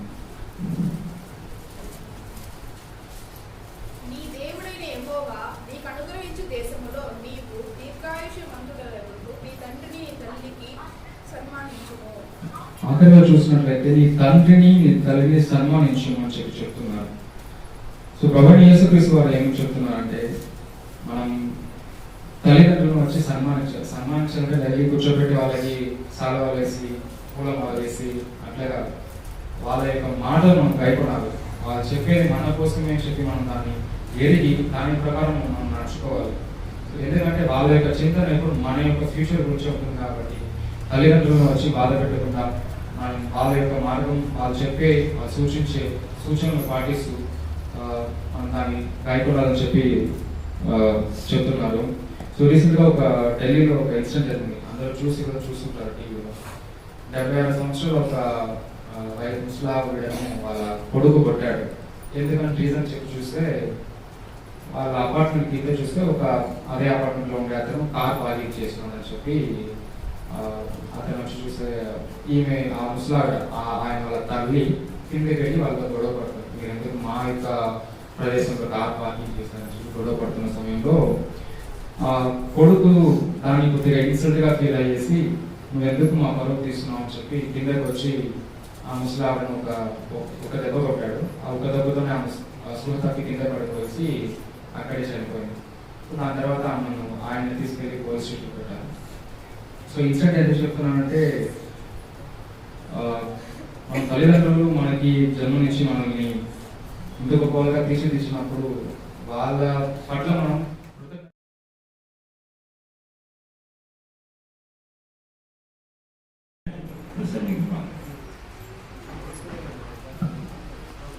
Praise the lord. ఫస్ట్ నేను జీసస్ థ్యాంక్స్ చెప్పాలి. ఇంత క్రిటికల్ సిచ్యువేషన్ కూడా నన్ను వచ్చినందుకు థ్యాంక్ యూ జీసస్. సాంగ్ లో స్టార్ట్ చేద్దాం. కన్నీటిలో ఎల్లలో నేనెంతో కృంగినను, కన్నీరు చూచువాడు కార్యము జరిగిందును. కన్నీటిలో ఎల్లలో నేనెంతో కృంగినను, కన్నీరు చూచువాడు కార్యము జరిగిందును. నీ మనసు కదలకుండా, నీ మనసు కృంగకుండా, నీతోనే ఎల్లప్పుడూ నేనుందునంత వరకు. నీ మనసు కదలకుండా, నీ మనసు కృంగకుండా, నీతోనే ఎల్లప్పుడూ నేనుందునంత వరకు. కన్నీటిలో ఎలలో నేనెంతో కృంగినను, కన్నీరు చూచువాడు కార్యము జరిగిందును. చీకటి బాటైనా భయంకర శోధనలు కలుగున్న వేళలో సిలువ నీడనికై. చీకటి బాటైనా భయంకర శోధనలు కలుగున్న వేళలో సిలువ నీడనికై. కన్నీటిలో ఎలలో నేనెంతో కృంగినను, కన్నీరు చూచువాడు కార్యము జరిగిందును. ఎంతకాలం వేచి ఉండని నాదని రాకడకై, శ్రమలు తీరుటకు ఎంతో కాలం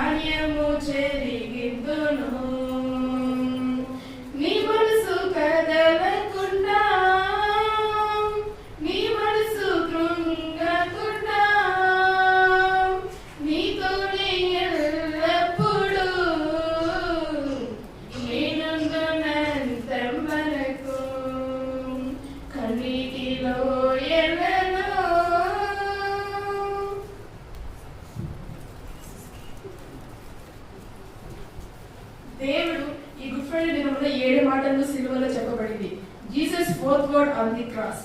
దేవుడు 4వ మాట సిలువపై మాట్లాడింది ఏమనగా, మత్తయి రాసిన సువార్త 27వ అధ్యాయము 46వ వచనము. మరొకసారి మత్తయి రాసిన సువార్త 27వ అధ్యాయము 46వ వచనము. ఎవరైనా చదవాల్సి కోరుచున్నాను. ఇంచుమించు 3 గంటలప్పుడు యేసు ఏలీ ఏలీ లామా సబక్తాని అని బిగ్గరగా కేకవేసింది.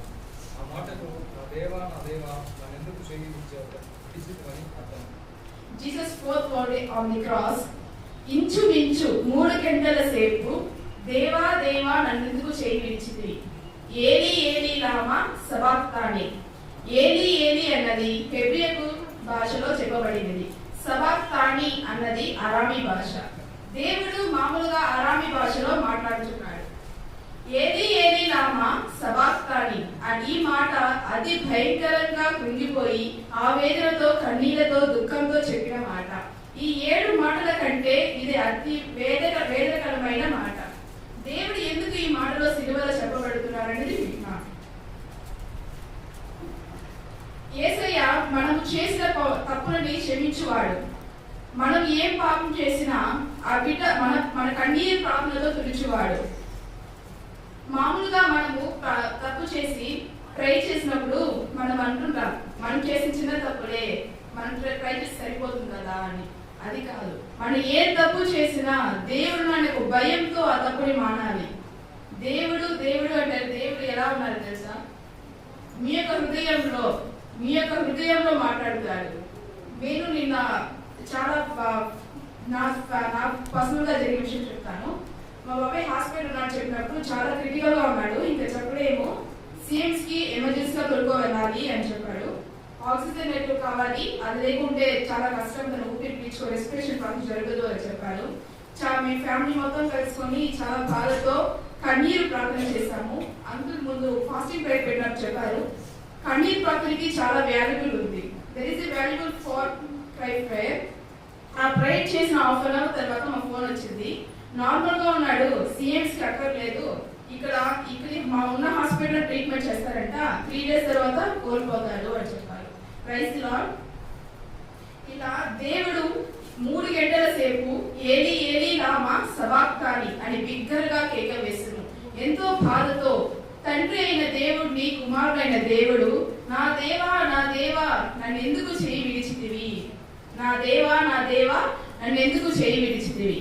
మామూలుగా ఒక తల్లి తన కొడుకు ఏదో తప్పు చేస్తే ఏమైనా కొడుతుంటే ఏం చెప్తుంది తెలుసా? నా కుమారుడే కదా, తను ఏం తప్పు చేసినా తప్పు చేయనట్టే నేను ఉంటాను అని చెప్తుంది.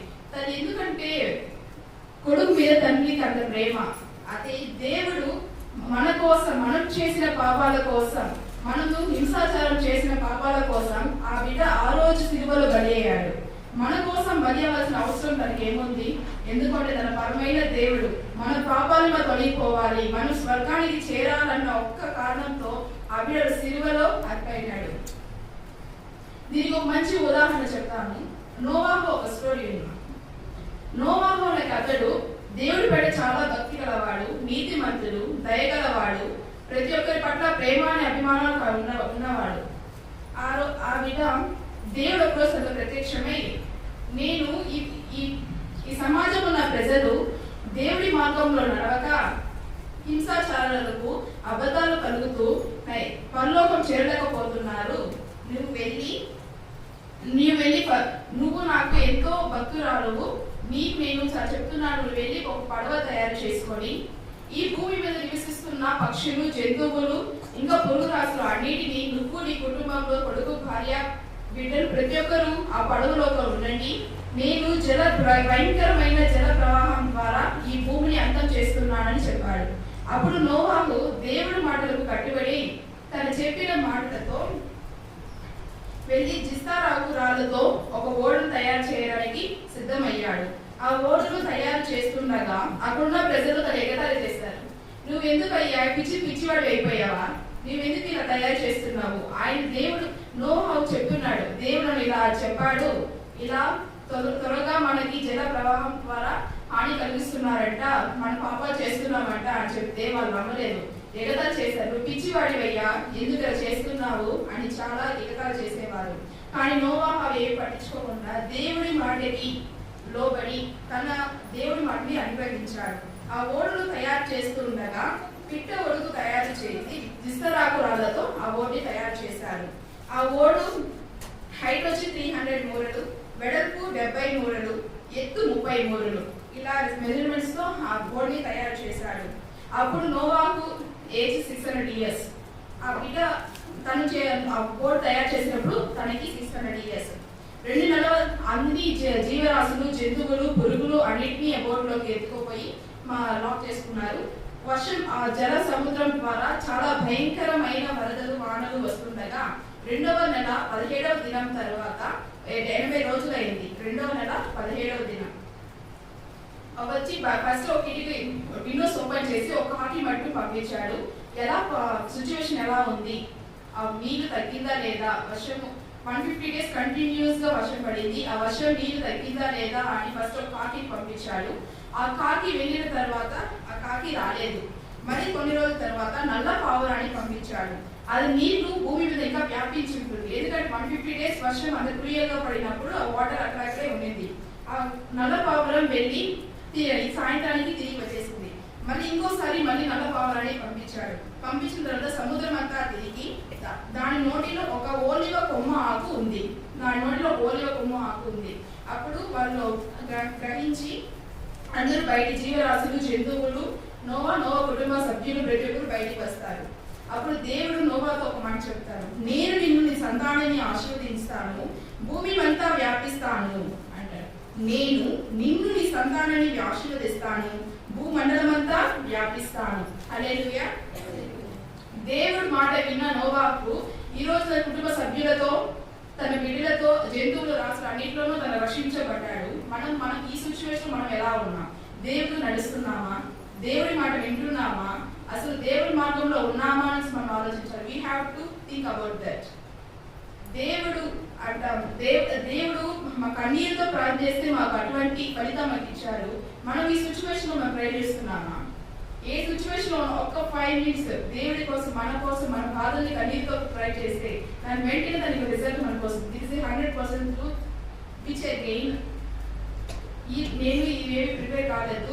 మా సిస్టర్ చెప్పినలాగే మేము సిచ్యువేషన్ తో ఇలా వచ్చి చెప్పాలని వచ్చాము. మార్నింగ్ చర్చికి రావాలని ఆలోచన మాకు లేదు.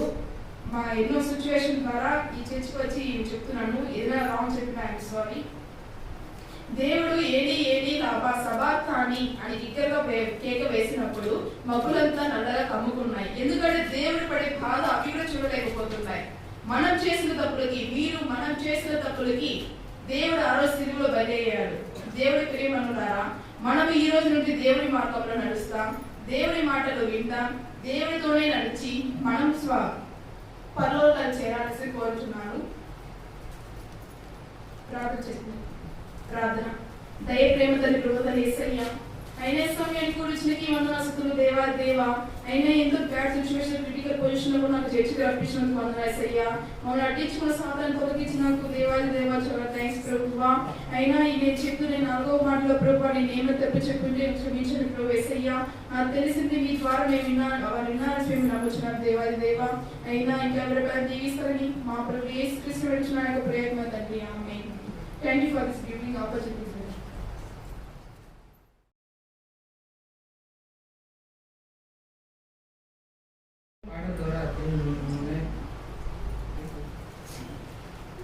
సిలువలో సాగింది యాత్ర, కరుణామయుని దయగల పాత్ర. సిలువలో సాగింది యాత్ర, కరుణామయుని దయగల పాత్ర. ఇది ఎవరి కోసమో? ఈ జగతి కోసమే, ఈ జనుల కోసమే. సిలువలో సాగింది యాత్ర, కరుణామయుని దయగల పాత్ర. పాలుకారు దేహంబు పైన పాపాత్ములు కొరటాలు ఎన్నో.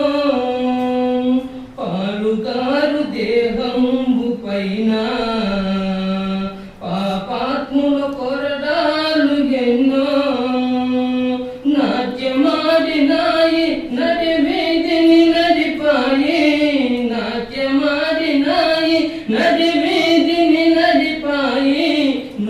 తెరువలేదా ఈ ప్రేమ, బదులు పలకలేదా ఈ ప్రేమ.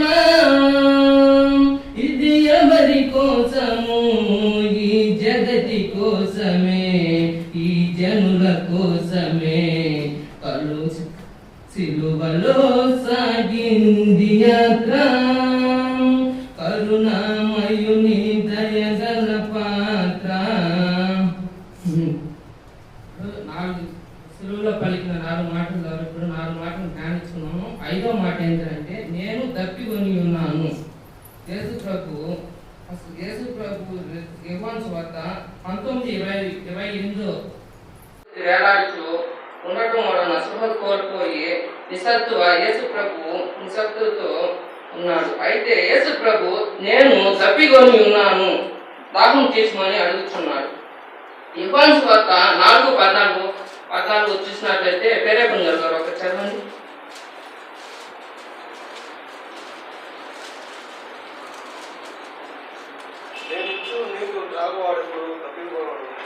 నేను వారికి ఇచ్చిన నీళ్లు నిత్య జీవమునకై వారిలో ఊరేడు నీతిగా ఉందని ఆమేన్. యేసు ప్రభువు ఈ యోహాను సువార్తలో 1వ అధ్యాయం నుంచి 20 దాకా వచ్చిన చూసినట్లయితే అక్కడ ఆయన ఎక్కడెక్కడ తప్పికొని ఉన్నాడో వివరాలకి తప్పికి ఆయన అంటున్నాడు. అక్కడ యేసు ప్రభు అంటున్నాడు, నేను నీళ్లు ఆయన ఎన్నో సిలువలో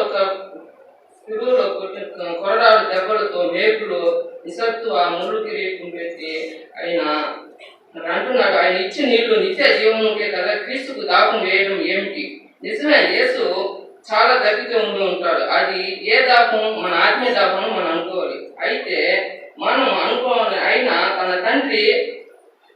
తండ్రి కొరకు ఆయన తప్పికొని ఉన్నాడు. కాపరిని కొట్టగా చల్లా చెదిరైన తన శిష్యులకు ఆయన తప్పికొని ఉన్నాడు. ఎంతగానో ప్రేమించిన తన జనులపై ఆయన తప్పికొన్నాడు. కావున ఆచరించి బోధించిన వాటికై యేసు ప్రభు తప్పికొని ఉన్నాడు. అయితే యోహాను సువార్త 7:37 ప్రేరేపణ చదవండి.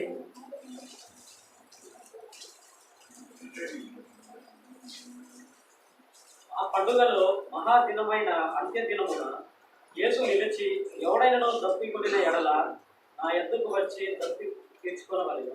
ఆమేన్. యేసు ప్రభు అంటున్నాడు, మీరు ఎవరైనా తప్పికొని నా ఎద్దుకి దాహం తీర్చుకొని అంటున్నారు. అయితే దాహం ఆలోచిస్తున్నావా? అంతగా ఆలోచించాల్సిన అవసరం లేదు. ప్రియ సహోదరి, ఆ తండ్రి దాహం తీర్చవలసింది నేడు నువ్వు నేనే. నీవు చేసే మనం ఆయన చూపిన రక్షణ మార్గంలో పయనించి ఆయన చేరుకుంటే చాలు. నశించిపోతున్న వారిని రక్షించి ప్రతి బిడ్డను రక్షించబడి ఉన్నాడు. అయితే దాహం తీర్చమని దేవుడు అడుగుతున్నాడు. అయినా యేసు ఈ లోకానికి వచ్చింది అలా ప్రతి బిడ్డను రక్షింపబడిన నాడు ఆయన దాహాన్ని మనం పరిపూర్ణంగా తీర్చగలమవుతాం. యేసు ప్రభు ఆయన మనకి సిలువలో అనేక కొరడాలు దెబ్బలతో ముళ్ళు తీరటం అన్ని అదే మనమైతే మనం భరించుంటామా? దేవుడు అంటున్నాడు ప్రతి మాట.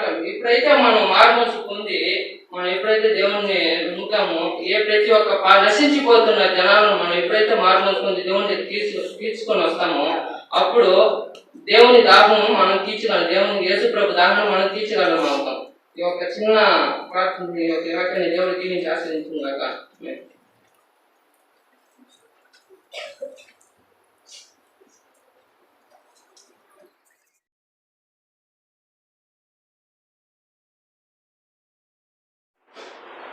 యేసుక్రీస్తు సిలువపై వేలాడటం పరిక్రమ 6వ మాట. యోహాను 19:30 యోహాను రాసిన సువార్త 19:30 యేసు ఆ చిలక పుచ్చుకొని సమాప్తమైనదని చెప్పి తలవంచి ఆత్మను ఆలోచించాడు. యేసు మరణించక ముందు సమాప్తమైనదని యేసుక్రీస్తు 30 సంవత్సరాల వయసు వరకు తన తల్లిదండ్రుల వద్ద పెరిగాను. తర్వాత 3.5 సంవత్సరాలు తన తండ్రి తనకు అప్పగించిన పనులను చేసి ముగించాను. కావున తాను ఈ లోకమందు చేయవలసిన పనులు చేసి ముగించి సమాప్తమైనదని తండ్రి, కుమారుడు, పరిశుద్ధాత్మ అను త్రియేక దేవుడు సమస్తము సృష్టిని చేసిన మనిషి తమ పోలికలో తమ స్వరూపమును సృజించును కానీ మానవులు విస్తరించి పాపం చేసి దేవునికి దూరమైనప్పుడు వారి పాపములను పరిహరించాల్సిన తండ్రిని చిత్తను. మానవుల పాప పరిహారము చేయదగినది ఒకే మార్గం, అదే బలి రక్త ప్రోక్షణ. రక్తము చిందించకుండా పాపం పరిహరించకూడదు. యెషయా 43:3 చూడండి, యెహోవా నేను దప్పిగల వాని మీద నీళ్లను ఎండిన నేల మీద ప్రవాహ జలములను కుమ్మరించలేను, కానీ మన ప్రభువు దాహం ఎలా తీరును. యెషయా 51:1 చూడండి, తప్పికొనిన వారులారా నీరు రండి రండి, రూపములు లేకపోయినను ఏమీ ఇయ్యకనే ద్రాక్షరసము అందించను. సమస్త పాపములు పరిహరింపబడాలంటే రక్తము ప్రోక్షింపబడాలి. ఆ రక్తము పరమాత్మ ఉండాలి. ఏ పరమాత్ముడు బలి అయి రక్త ప్రోక్షణ కలిగించును ఒక యేసు ప్రభువు మాత్రమే చేయగలడు. అందుకు ఆ తండ్రి అయిన దేవుడు తన ఏకైక కుమారుని మానవుగా పొందిన. యోహాను 33:16 దేవుడు ఈ లోకమును ఎంతో ప్రేమించను కాగా ఆయన తన అద్వితీయ కుమారునిగా పుట్టిన వాని యందు విశ్వాసం నుంచి ప్రతి వారును నశింపక నిత్యం జీవం పొందినట్లు ఆయనను అనుగ్రహించను. అటు తన తండ్రిని చిత్తము నెరవేర్చుటకే యేసు మానవుడుగా జన్మించి తన ఆజ్ఞ ప్రకారం ఈ లోకంలో సంచరించి అద్భుతాలు చేసి ఆకున్న శిలువ మరణం కొరకు తను తాను అప్పగించుకొని తన తండ్రి చిత్తమును నెరవేర్చి సమాప్తమైనదని చెప్పి తండ్రి ఆజ్ఞను చేసి పూర్తి చేశాడు. యేసు మరణించడం వలన అపవాది క్రియలను ఒక ముగింపు కలిగి మానవులు పాప పరిహారములకు మార్గం ఏర్పడినది. 2 తిమోతి 4:7 అపోస్తలుడైన పౌలు మంచి పోరాటం పోరాడి నా పరుగు ముట్టించి విశ్వాసము కాపాడుతుంది అన్నట్లు మన ప్రభు కూడా తన మార్గము తొదముట్టించి ప్రస్తుతము సమాప్తమైనదని.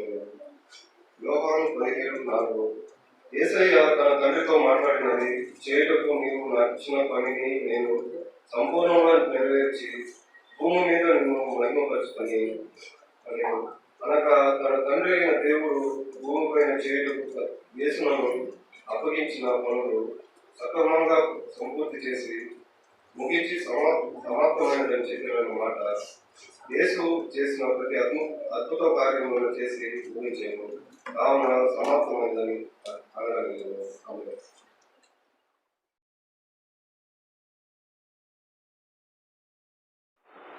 எல்லாருக்கும் ஸ்தோத்திரம். இந்த வாய்ப்புக்கு தங்களுக்கு ஆண்டிக்கு சபையார் எல்லாருக்குமே என்னுடைய நன்றி. நம்ம 7ஆம் வார்த்தைக்குள்ள கடந்து போகலாம். சின்ன ப்ரேயர் பண்ணிக்கிறேன். கர்த்தரே, உண்மையான தேவனே, அன்புள்ள தகப்பனே, அப்பா, இந்த 7ஆம் வார்த்தை பேசும் என்னை இங்கே கொண்டு வந்து கிருபை செய்யும் எங்கள் மனப்படி நன்றிகள் ஆண்டவரே. நான் இல்லையப்பா, நீரே பேச வேண்டும் ஆண்டவரே. என்னுடைய கரங்களை பிடித்து எனக்கு பலனை கொடுத்து தைரியத்தை கொடுத்து திக்காமல் திணறாமல் என்னோடு ரசனாமல் நான் பேச எனக்கு கிருபை செய்யுங்க. காத்துக்கொள்ளும் வழிநடத்தவும் பொறுப்பெடுத்துக் கொள்ளுங்கப்பா. ஆமென். 6 வார்த்தைகளை நம்ம பார்க்க எல்லாமே அருமையா பேசுறாங்க. எல்லாருமே என்னோட பெரியவங்க. நான் லைட்டா தான் ப்ரிப்பேர் ஆயிட்டு ஏதாச்சும் தவறா பேசினா மன்னிச்சிருங்க. ஓகே, 6 வார்த்தை பேசினாங்க. எல்லாருமே சூப்பரா பேசுனீங்க. திவ்யாக்கா, பரதனா எல்லாருமே நல்லா பேசுனீங்க. எல்லாருக்கும் ஒரு கிளாப்ஸ். ஓகே, அந்த 6 வார்த்தையோட தலைப்பு என்னன்னு பார்த்தோம்னா மன்னிப்பு, ரட்சிப்பு, உறவு இல்ல பராமரிப்பு, கைவிடுதல், துன்பம், வெற்றி. இந்த 7ஆம் வார்த்தை என்னன்னு பார்த்தோம் அப்படின்னா லூக்கா 23ஆம் அதிகாரம் 46வது வசனம் படிக்கிறாச்சு.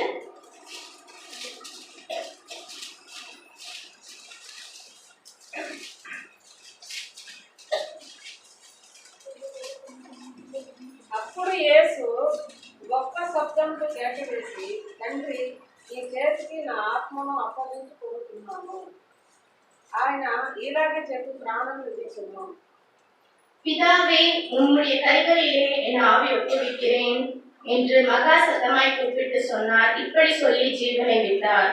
இங்கிலீஷ்ல பார்த்தோம் அப்படின்னா, and Jesus called with a loud voice and said, Father, into your hands I entrust my spirit. When he said this, he expired. ஆறாவது வார்த்தையில எல்லாமே முடிந்தது என்று சொன்ன தேவன் 7வது வார்த்தை எதற்காக சொல்லப்பட்டது அப்படின்னு தான் நம்ம பார்க்க போறோம். ஏசப்பா அவருடைய ஜீவன் யார் அவருக்கு கொடுத்தாங்களோ, அதாவது பிதா ஏசப்பாவுக்கு ஜீவனை கொடுத்தார், அவர்கிட்ட அவருடைய ஜீவனை அவருக்கு கொடுக்கிறார். அதுதான் 7வது வசனத்துல நம்ம சொல்லப்பட்டிருக்குது.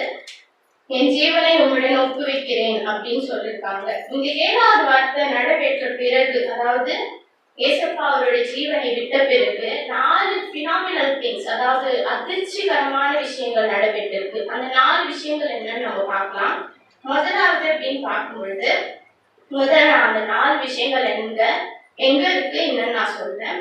மத்தேயு 27ஆம் அதிகாரம் 50-52 வரைக்கும் இருக்கு. சூரியன் இருளடைந்தது, முதலாவது வார்த்தை. பூமி அதிர்ந்தது, கன்மலைகள் விளைக்கப்பட்டன, இரண்டாவது. மூன்றாவது, கல்லறைகள் திறக்கப்பட்டன, அநேக பரிசுத்தவான்களுடைய சரீரங்கள் எழுந்தது. நான்காவது, தேவாலயத்தின் திருச்சியிலே மேலிருந்து கீழாக விழுந்தது. முதல்ல நம்ம பார்க்கலாம். சூரியன் அதிர்ந்தது. நம்ம காமனா எல்லாம் குட் ஃப்ரைடேக்கும் இதை பத்தி பேசிட்டு தான் இருக்கும். சூரியன் இருள் அடைந்தது அப்படின்னு சொல்லியிருக்காங்க. அந்த சூரியன் இருள் அடைந்தது அப்படின்னா the darkness ఫుల్లాగా ఇంకా తెలుగులో భూమి అంతటా చీకటి కమ్మి వేసింది అనేసి చెప్తాం. இந்த சீக்கட்டி அது இந்த டார்க்னஸ் எதை குறிப்பிட்டு சொல்லுது அப்படின்னா, darkness is a frequently the sign of judgment. இருள் என்பது பெரும்பாலும் தீர்ப்பின் அடையாளமாய் காணப்பட்டது. நம்ம மார்க் 15ஆம் அதிகாரம் 25வது வசனத்துல கர்த்தர் காலை 9ஆம் மணிக்கு சிலுவையில் அடிக்கப்பட்டிருக்கார். இங்கிலீஷ்ல then noon from until 3 in the afternoon darkness came over the whole land. 6ஆம் மணி நேரம் முதல் 9ஆம் மணி நேரம் வரைக்கும் பூமி எங்கும் அந்தகாரம் உண்டாயிற்று. அதே மாதிரி ஆமோஸ் 5ஆம் அதிகாரம் 18வது வசனத்துல கர்த்தருடைய நாளை விரும்புகிறவர்களுக்கு ஐயோ, அதனால் உலகம் உங்களுக்கு என்ன உண்டு? கர்த்தருடைய நாள் வெளிச்சமாய் இராமல் அந்தகாரமாய் மாறி இருக்கும் அப்படின்னு அந்த நாளே சொல்லப்பட்டிருக்கு. அதாவது குட் ஃப்ரைடே அப்படின்றது கர்த்தருடைய மரித்த ஒரு நாள் தான் நம்ம தியானிக்கிறோம். அந்த நாள்ல அப்பவே சொல்லியிருக்காங்க, கர்த்தருடைய நாள் அப்படின்றது அது வெளிச்சமா இருக்காது. It will be like darkness. அது கண்டிப்பாக இருளா இல்லாமல் வெளிச்சமா இல்லாமல் அந்தகாரமாய் இருக்கும் அப்படின்னு சொல்லியிருக்காங்க. அன்றைய நாளுக்கும் இன்றைய நாளுக்கும் நம்ம பார்க்கலாம். அன்றைய நாள் பூமி முழுவதுமே கர்த்தருடைய இறப்பு நாள், வானம் முழுவதும் கருப்பாகிறது. இன்னைக்கு நாள்ல நம்மளுக்கு இருக்கிற ஒரு பெரிய கஷ்டம் என்னது? கொரோனா. இன்னும் யோசிக்கிறீங்க, கொரோனா தானே இன்றைய நாள்ல இருக்கிற ஒரு பெரிய சாத்தான் கொரோனா தான். இந்த கொரோனா அன்னைக்கு எப்படி சூரியன் இருளடைஞ்சு மொத்தமே கருப்பானதோ, அதே போல இன்றைய நாள்ல கொரோனா நம்ம நாடு முழுவதுமே ஃபுல்லாவே டெஸ்ட்ராய் பண்ணிடுச்சு. இன்னும் எத்தனை நாளைக்கு இந்த கொரோனா இருக்கும்னே தெரியல. ஆனா இந்த கொரோனா என்னமோ போகுது வருது. அந்த மாதிரி இன்றைய நாள்ல இந்த கொரோனா நம்மளுடைய ஃபுல் உலகத்தையே ஆளுகின்றது. இந்த கொரோனா நாட்களை நம்ம எப்படி இருக்கணும்? எல்லாம் கடவுளை நோக்கி பாக்குறோமா? எத்தனை பேர் காலையில எழுந்து ஜெபிக்கிறீங்க? அங்கிள் வாரம் சொல்றாரு, நான் கூட ஜெபிக்கிறது இல்லதான், இருந்தாலும் சொல்றேன். யாருமே காலையில எழுந்து ஜெபிக்கிறது இல்ல. 5 மணிக்கு 6 எழுந்து ஜெபிக்கிறோமா? 5 மணிக்கு 6 எழுந்து பாக்குறது கூட இல்ல. அந்த மாதிரி காலையில எழுந்து நம்ம ஜெபிக்கணும், கடவுளை நோக்கி பார்க்கணும். இந்த இருளான வாழ்க்கையில நம்ம வெளிச்சத்தை காமி போகணும். நம்மளோட வழி வெளிச்சமா இருக்கணும். நம்ம 10 பேருக்கு வெளிச்சத்தை காண்பிக்கணும். இந்த இருள் வாழ்க்கையில நம்ம வெளிச்சத்தை நோக்கி போகணும் அப்படின்ட்டு இன்றைய வாழ்க்கையில நம்ம அதை முடி வச்சுக்கணும். இந்த இருள் என்பது நம்மளுடைய வாழ்க்கையில வெளிச்சமாய் காணப்படணும் அப்படின்னு சொல்லிட்டு 2வது வார்த்தைக்குள்ள போகலாம். பூமி அதிர்ந்தது, கன்மலைகள் விளைக்கப்பட்டன. பூமி அதிர்ந்ததுன்னா கன்மலைகள் விளைக்கப்பட்டன அப்படின்னா the rocks were split. இந்த பூமி அதிர்வு அப்படின்றது ஒரு சாதாரணமான விஷயமா? எவ்வளவு ஒரு அது சொன்னாலே அப்படியே ஒழுங்கா புள்ள இருக்குது. இந்த வார்த்தை நான் படிக்கும் பொழுது பூமி அதிர்ந்தது அப்படின்னா கோலாவே நம்மளுடைய எர்த் ஒரு ஷேக் வந்திருக்கு நம்ம இடத்துக்கு. அதனால சின்ன சின்ன பாறைகள் எல்லாமே அப்படியே பிளக்கப்பட்டது, அப்படியே உடைந்திருக்கு. மேல இருக்கிற அந்த டாப் ஆஃப் த ராக் அப்படியே சுக்குநூறா உடைந்திருக்கு. இந்த பூமியின் அதிர்வு அப்படின்றது அது என்ன ஒரு தெரிவிக்குது அப்படின்னா சட்டத்தின் கோரிக்கை நிறைவேற்றப்பட்டது அப்படின்னு சொல்லியிருக்காங்க. அன்று கடவுள் சீனாய் மீது மோசேக்கு தோன்றிய போது முழு மலையும் வன்முறையில் அதிர்ந்தது அப்படின்னு சொல்லியிருக்கு பைபிள்ல. அன்று அப்போ எக்ஸோடஸ் 19:18 வசனத்துல இந்த வார்த்தை இருக்கு. அன்று கர்த்தரை பார்க்கும் பொழுதே அதாவது கர்த்தர் நம்ம முன்னாடி வரும்போதே அந்த பூமி அந்த மாதிரி அதிர்ந்துருக்கு அப்படின்னா இன்று கர்த்தர் மறித்து போயிருக்கார். இன்று அந்த பூமி எப்படி ஒரு வாட்டி அந்த மண்ணில போய் யோசிச்சு பாருங்க. அந்த இடத்துல அது எப்படி இருக்கும், ஒரு இமேஜினேஷன் நம்ம போயிட்டோம். அந்த இடம் எப்படி இருந்திருக்கும், அப்ப எப்படி பிளக்கப்பட்டிருக்கும், அந்த துண்டுகள் எப்படி உடைந்திருக்கும் அப்படின்னு சொல்லி. அதாவது கர்த்தருடைய சட்டத்தின் நிறைவேற்றப்பட்டது, சட்டத்தின் கோரிக்கை நிறைவேற்றப்படுது அப்படின்னு சொல்லிதான் இந்த வார்த்தையோட மீனிங்கா சொல்லியிருக்காங்க. இன்று வாழ்க்கையில நம்ம கண்மலைகள் விழுந்து, அன்று கண்மலைகள் ஏசப்பாயனால பிளக்கப்பட்டது. இன்றைய வாழ்க்கையில நம்ம அதை எப்படி யோசிச்சு பார்க்கணும் அப்படின்னு சொன்னோம்னா எல்லாருக்குமே ஒரு செல்ஃப் ஆட்டிடியூட் ஜாஸ்தி இருக்கும். எனக்கு காசு இருக்கு, அழகு இருக்கு, வசதி இருக்கு, அந்த மாதிரி எல்லா விஷயத்திலும் இதுல நான் இது இருக்கு, எங்க அப்பா அம்மா நிறைய சொத்து சேர்த்து வச்சிருக்காங்க, நான் அங்க வேலை செய்யறேன், எனக்கு கவர்மெண்ட் ஜாப் இருக்கு, 40,000 ரூபாய் சம்பளம் வருது, இந்த மாதிரி ஒரு ஆட்டிடியூட் எல்லாருக்குமே இருக்கும். எனக்கு என்னப்பா எங்க தாத்தா சொத்துலாம் நிறைய இருக்குது, மாங்காய் தோப்பு இருக்குது அப்படின்லாம் நிறைய பேர் நினைச்சிட்டு வாழ்ந்துட்டு இருப்பாங்க. ஆனா இதெல்லாம் இருக்கக்கூடாது ஒரு மனுஷனுடைய வாழ்க்கையில. இதெல்லாம் தேவையே இல்லை. கடவுள் இதெல்லாம் கேட்டாரு அவங்கள, இதெல்லாம் போகும்போது எடுத்துட்டா போறோம். நம்ம எவ்வளவு விஷயங்கள் நம்ம செஞ்சுட்டு இருக்கோம் அந்த வாழ்க்கையில. ரொம்ப ஆட்டிடியூட் காமிப்போம். யார்கிட்டயாச்சும் பேசணும்னாலும் ஒரு அகங்காரம் பாவம் அப்படின்னு ஒண்ணு இருக்கும். அவங்ககிட்ட நான் என்ன பேசுறது, என்னோட ஸ்டேட்டஸ் என்ன, நான் என்ன, என்னோட ஆட்டிடியூட் என்ன அப்படின்லாம் நிறைய பேர் திமுறா வாழ்ந்துட்டு இருப்பாங்க இந்த வாழ்க்கையில. இதெல்லாம் தேவை கிடையாதுங்க. இந்த கொரோனா நாட்கள் இதுதான் கடைசியான நாட்கள். கர்த்தரோட வருகைக்கான இந்த ஒரு விஷயம் தான் இந்த கொரோனா கூட. இந்த வாழ்க்கையில இந்த ஒரு விஷயத்துல நம்ம என்ன பண்ணணும் அப்படின்னா நம்மளோட ஆட்டிடியூட் எல்லாத்தையும் அந்த கண்மலைகள் எப்படி பிளந்து போனதோ அப்படி நம்மளுடைய வாழ்க்கையில நம்ம ஆட்டிடியூட் எல்லாமே பிளந்து போகணும் அப்படின்னு தான் கடவுள் ஆசைப்படுவார். கண்டிப்பா கடவுள் கூட அந்த ஒரு விஷயம் தான் ரொம்ப பெரிய விஷயம் இருக்கும். அதை நம்ம நிறைவேற்றணும். இந்த கடைசி நாட்கள்ல எல்லாருமே உங்களோட ஆட்டிடியூட உடைச்சு போடுங்க, அதுல இருந்து வெளியே வாங்க.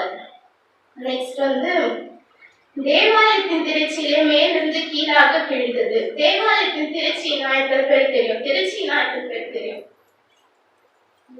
திருச்சி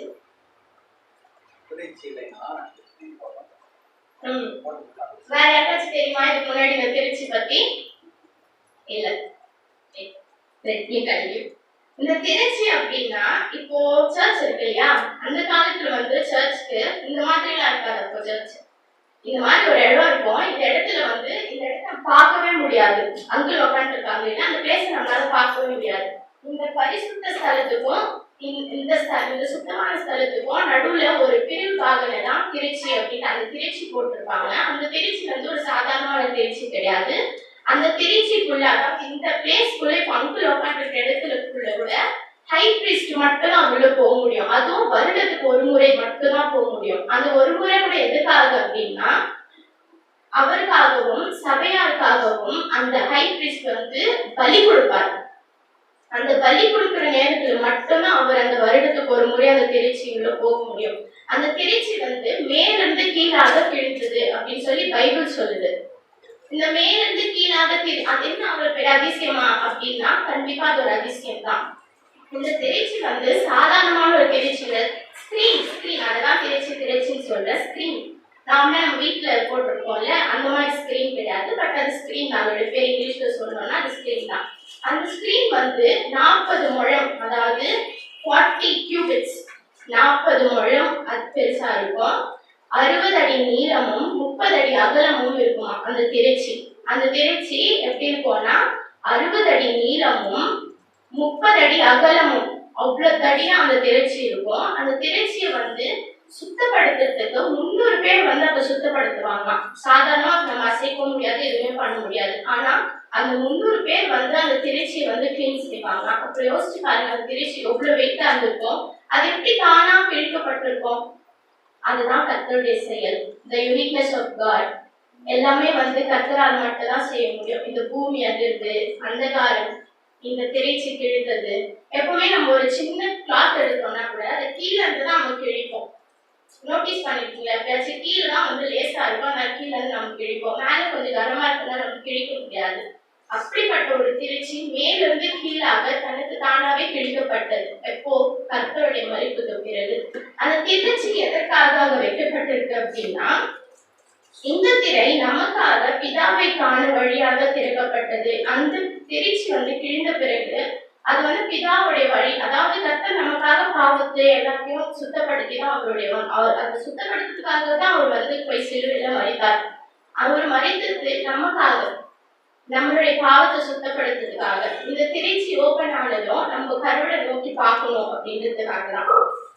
திரை தெளிக்கப்படுவது கிறிஸ்துவின் மூலமாக எல்லா மக்களும் கடவுளை காண வழி திறக்கப்பட்டது என்று கூறுகிறது அப்படின்னா எல்லாரும் நம்புறோம். இனி வரைக்கும் கூட நம்ம வந்து கடவுளை நோக்கி பார்க்கறதுக்காக தான் அந்த திருச்சி கிழிக்கப்பட்டது. ஓகே, அந்த திருச்சி கிழிக்கப்பட்டது. இன்று நம்மளுடைய வாழ்க்கையில நம்ம அதை இது பண்ணணும், எப்படி அதை நம்மளுடைய வாழ்க்கைக்கு நம்ம எடுத்துக்கணும் அப்படின்னா, திருச்சி நம்மளுடைய வாழ்க்கையில நம்ம என்ன திருச்சி கிழிக்கப்படணும் அப்படின்னு பார்த்தோம்னா, நம்ம முக திருச்சி தான். நம்ம எல்லாரும் ஒரு ஃபேஸ் மாஸ்க் போட்டுட்டு இருக்கோம். எல்லாம் கொரோனா மாஸ்க் நினைக்காதீங்க, ஆர்டிபிஷியலாவே நம்ம ஒரு மாஸ்க் போட்டிருக்கோம் ஃபேஸ்ல. ஒரு ஃபேக் ஸ்மைல், ஒரு ஃபேக் ஆட்டிடியூட், ஒரு ஃபேக்கான ஒரு ஸ்பீச், ஒரு ஃபேக்கான லா, எல்லாத்துக்குமே அடுத்தவங்கள்ட்ட 1000 கோவம் இருக்கும். அதனால அவங்களுக்கு மனசுக்குள்ள அவங்களை பத்தி அசிங்கமா திட்டிட்டு இருக்கோம். ஆனா மேல நீங்க ரொம்ப நல்லவங்க அப்படின்லாம் நம்ம பேசுவோம். நீங்க ரொம்ப இப்ப கூட எங்க இருக்கிற எத்தனை பேர் அங்கிள் கிட்ட நடிச்சிட்டு இருக்காங்கன்னு தெரியல. சர்ச்ல ஒரு மாதிரி இருப்பாங்க, வீட்டுல ஒரு மாதிரி இருப்பாங்க, ஃப்ரெண்ட்ஸ் கிட்ட ஒரு மாதிரி இருப்பாங்க. இந்த சர்ச்சுக்கு வரப்ப என்ன நோக்கத்துல வராங்கன்னு கூட தெரியல. சில பேர் இங்க இருக்கிறவங்க கூட ஒருத்தர் பேசி இருக்க மாட்டாங்க. அந்த மாதிரி ஒரு ஃபேஸ் மாஸ்க் எதுக்கு நம்மளுக்கு? நம்ம ஒரு ஆர்டினரி பீப்புள், நமக்கு தேவையானது இதெல்லாம். ஒரு எப்படி சொல்றது, அது வந்து ஒரு ஒரு பேடான ஆட்டிடியூட். நம்மளுக்கு ஒருத்தர் மேல கோவம்னா அந்த முகத்து மேல அவங்கள்ட்ட சொல்ல தைரியம் இல்லாதவங்க, பின்னாடி பேசுறதுக்கு அவங்க தகுதியே கிடையாது. அந்த ஃபேஸ் மாஸ்கை நீங்க உடைச்சு போடுங்க, அந்த திரையை கிழிச்சு போடுங்க. அது நம்மளுக்கு தேவைப்பட்டதே கிடையாது. எல்லா இடத்துலயும் ஒரே மாதிரி தான் இருக்கணும். கோவத்துல 1000 வார்த்தை விடுவோம், ஆனா அந்த வார்த்தை அவங்க மனசு போய் எந்த அளவுக்கு அப்படி எப்படி அவங்க ஒரு முள்ளா குத்தப்பட முடியும் யோசிச்சு பார்த்துருக்கீங்களா? இந்த கோவத்தை நம்மள வச்சுக்க வேண்டியது கடவுள் தான். நம்ம எவ்வளவு பாவம் செஞ்சாலும் அவர் நமக்காக வந்து அவளை கஷ்டப்பட்டு நம்ம பாவங்கள் எல்லாத்தையுமே அழித்து இன்னைக்கு நம்ம என்ன பாவம் பண்ணாலும் நம்ம மன்னிச்சு ஏதோ இந்த ஆலயத்துல இங்க உட்கார நம்மளுக்கு ஒரு ஒரு பிளஸிங் கொடுத்துருக்காரு. அவர்கிட்ட தான் நம்ம எல்லாத்தையுமே காமிக்கணும். அதை விட்டு பக்கத்துல இருக்கவங்க கோவத்தை காமிச்சுங்க, அவங்கள்ட்ட மூஞ்சி திக்க வச்சுங்க, இதெல்லாம் தேவை கிடையாது. இந்த நாட்கள்ல இது எல்லாத்தையுமே கிழிச்சு போடுங்க. இந்த திரையை நீ கிழிச்சு போடுங்க. ஆர்டிபிஷியல் மாஸ்க் நம்மளுக்கு தேவையில்லை, கொரோனா மாஸ்க் தான் போதும். இந்த வாழ்க்கையில நம்ம வாழ்றது கொரோனா மாஸ்க் தான் போதும். இந்த ஆர்டிபிஷியல் மாஸ்கை கிழிச்சு போடுங்க. நெக்ஸ்ட் வந்து கல்லறைகள் திறக்கப்பட்டன, அநேக பரிசுத்தவான்களுடைய சரீரங்கள் எழுந்தது. அன்றைய காலகட்டத்துல இந்த விஷயத்த வந்து என்னோட ஃப்ரெண்டு கிட்ட ஒரு நாள் நான் கடவுள் பத்தி சொல்லும்போது சொன்னேன். இந்த மாதிரி கடவுளுடைய வருகை இருக்கும்போது இறந்து போனவங்க எல்லாமே ஏஞ்சி வருவாங்க அப்படின்னு சொல்லிட்டு அந்த பொண்ணு ஒரு சிரிச்சிச்சு. அவங்களுக்கு எல்லாம் எப்படி சொல்லி புரிய வைக்கிறதுன்னு தெரியல. பட் நம்ம கடவுள் கிட்ட சொல்லும்போது கண்டிப்பா நம்ம பார்த்து அன்னைக்கு போய் சிரிப்பாங்க. என்ன இதை செத்து போனவங்க ஏஞ்சி வருவாங்க, இது நம்ம நம்பணும் அப்படின்னு தான் பேசுவாங்க. பட் இதுதான் உண்மை. இது பைபிள்ல சொல்லியிருக்கு, நம்ம சொல்லல. பைபிள்ல மத்தேயு 27ஆம் அதிகாரம் 50வது வசனத்துல இருந்து 52 வசனத்துல நீங்க பாத்தீங்கன்னா அதுல இருக்கு எல்லாமே. இப்ப நான் சொன்னது எல்லாமே பைபிள்லயே இருக்கு. அன்னைக்கு பரிசுத்தவான்கள் எழுந்து வந்தார்கள். வந்து அது வந்து ஈஸ்டர் அன்னைக்கு சொல்லுவாங்க, கடவுள் வருது, கடவுள் பார்க்க. அதே போலதான் நம்மளோட ஏசப்பாவும் 3ஆம் நாள் எழுந்து வருவார் இல்லையா? இந்த விஷயத்த நம்புகிறவர்கள் இந்த பரிசுத்தவான்கள் எழுந்தது போல நம்மளுடைய வாழ்க்கை எழுப்பப்படும். கண்டிப்பா ஒரு நாள் மாறும். கர்த்தருடைய வருகை இருக்கும்போது நம்மளும் வந்து முழுமையா கர்த்தருக்குள்ள போய் மாறணும். சரி, நம்மளும் வந்து இன்கேஸ் இறந்துட்டோம் அப்படின்னா நம்மளும் கிறிஸ்துவ தானே, நம்மளும் வந்து எரிச்சுப்போமா அப்படின்னா, நம்ம முதல்ல கிறிஸ்துவா பேருக்கு கிறிஸ்துவா இருப்போம். ஆனா எல்லாமே செய்யலாம் பாவமான பேச்சுதான், பாவமான வழிதான் எல்லாமே. இந்த போன் இருக்கே இருக்கிறதுலயே பெரிய பாவம் அதுதான். அதுல இருந்து நம்ம பரிசுத்தவான்மா எழுப்பப்படுவோமா அப்படின்றதுதான் கேள்வி. எத்தனை பேர் நம்பிக்கை இருக்கு இன்கேஸ் கடவுள் வர நம்ம கடவுளுடைய போவோம் அப்படின்னு சொல்லி? எத்தனை பேர் நம்பிக்கை இருக்கு? அப்படியா? முழுமையா நம்புறீங்களா?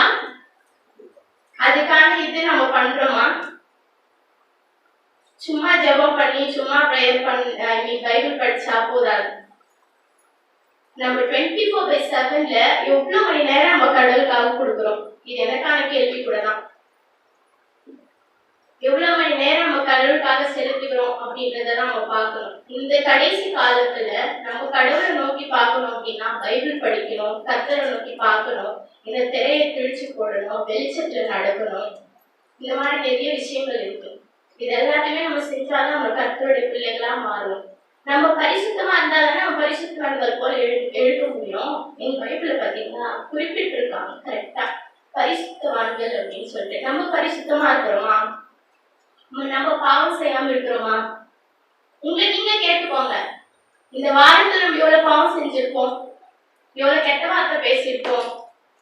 சர்ச்சிலேயே போன வாரம் இங்க நின்று நிறைய பேர் கெட்ட வார்த்தை பேசிட்டு இருந்தாங்க. நான் சின்ன பொண்ணுன்னா என்னால கேட்க முடியல, இல்லைன்னா நான் அவங்க அங்கேயே கேட்டிருப்பேன் இந்த இடத்துல இந்த பேச்சு தேவையா அப்படின்னு சொல்லி.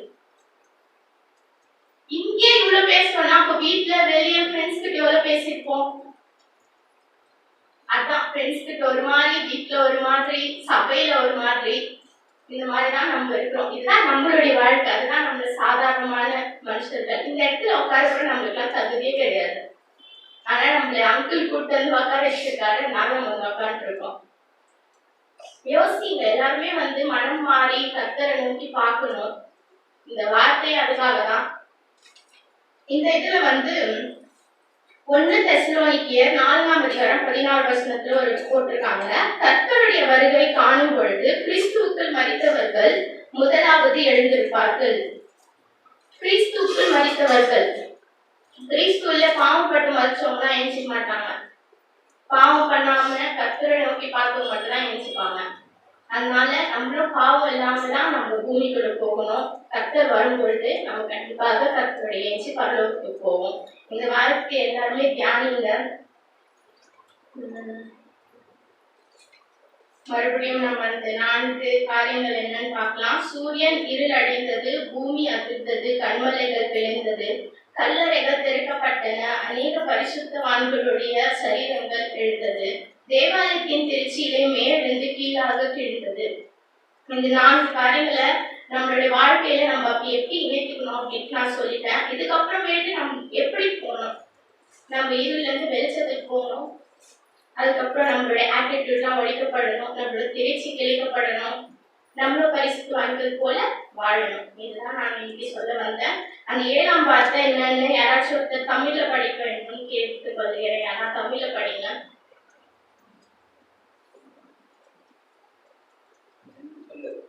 லூக்கா 23:46.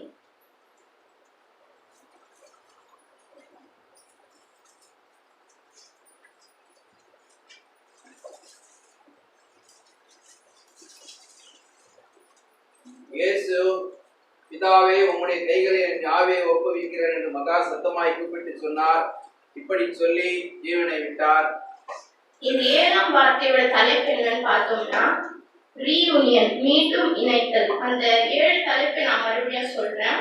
மன்னிப்பு, ரட்சிப்பு, உறவு அல்ல பராமரிப்பு, கைவிடுதல், துன்பம், வெற்றி, மீண்டும் இணைத்தல்.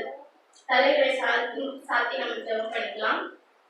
என் அன்புள்ள தகப்பனே அப்பா, இன்று எனக்கு பேச ஒரு வாய்ப்பு கொடுத்துருக்கோம். மிக மிக நன்றி ஆண்டவரே. நீர் என்னோட கூடவே இருக்கிற ஆண்டவரே. அதனால்தான் நான் உங்களுக்கும் பேசுகிற ஒரு தைரியத்தை நீ கொடுத்து ஒரு ஆண்டு போய் நன்றி அப்பா. இங்க இருக்கிற அனைவருக்காகவும் ஆண்டவரே உங்களுடைய கிருபை எப்பொழுதும் அவங்க மேல ஊற்றப்படுத்த மாட்டேன். நீ கிருபை செய்ய வழி நடத்துக, காத்துக்கொள்ளுங்க, பயன்படுத்துங்கப்பா.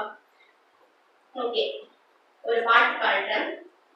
தாயினும் மேலாய் என் மேல் அன்பு வைத்தவர் நீரே, ஒரு தந்தையை போல என்னை மாற்றி தேற்றிடுவீரே.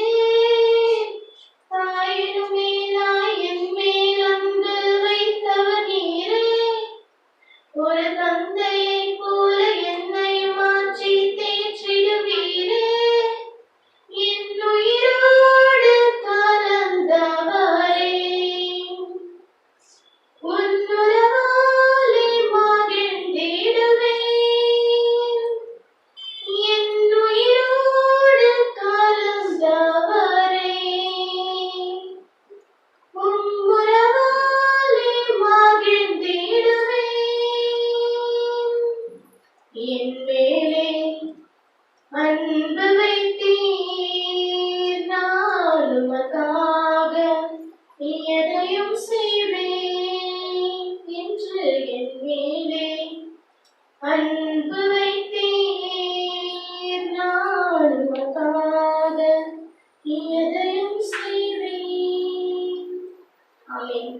அதே மாதிரி உங்க 2 பேரு அந்த அக்கா சின்ன வயசுல இருந்தே தெரியும். அவங்க வீட்டுல இவ்வளவு கஷ்டம் இருந்தோம் அவங்க இங்க வந்து ரொம்ப அருமையா ப்ரிப்பேர் ஆகாம செம்மையா சொன்னீங்கக்கா. சூப்பர், 2 பேருமே நல்லா பண்ணீங்க. உங்களுக்காக எங்களுடைய குடும்பம் ஜெபம் எப்பவுமே இருக்கும். தேங்க்யூ. ஏதாச்சும் தவறா பேசினா தயவாக மன்னித்துடுங்க.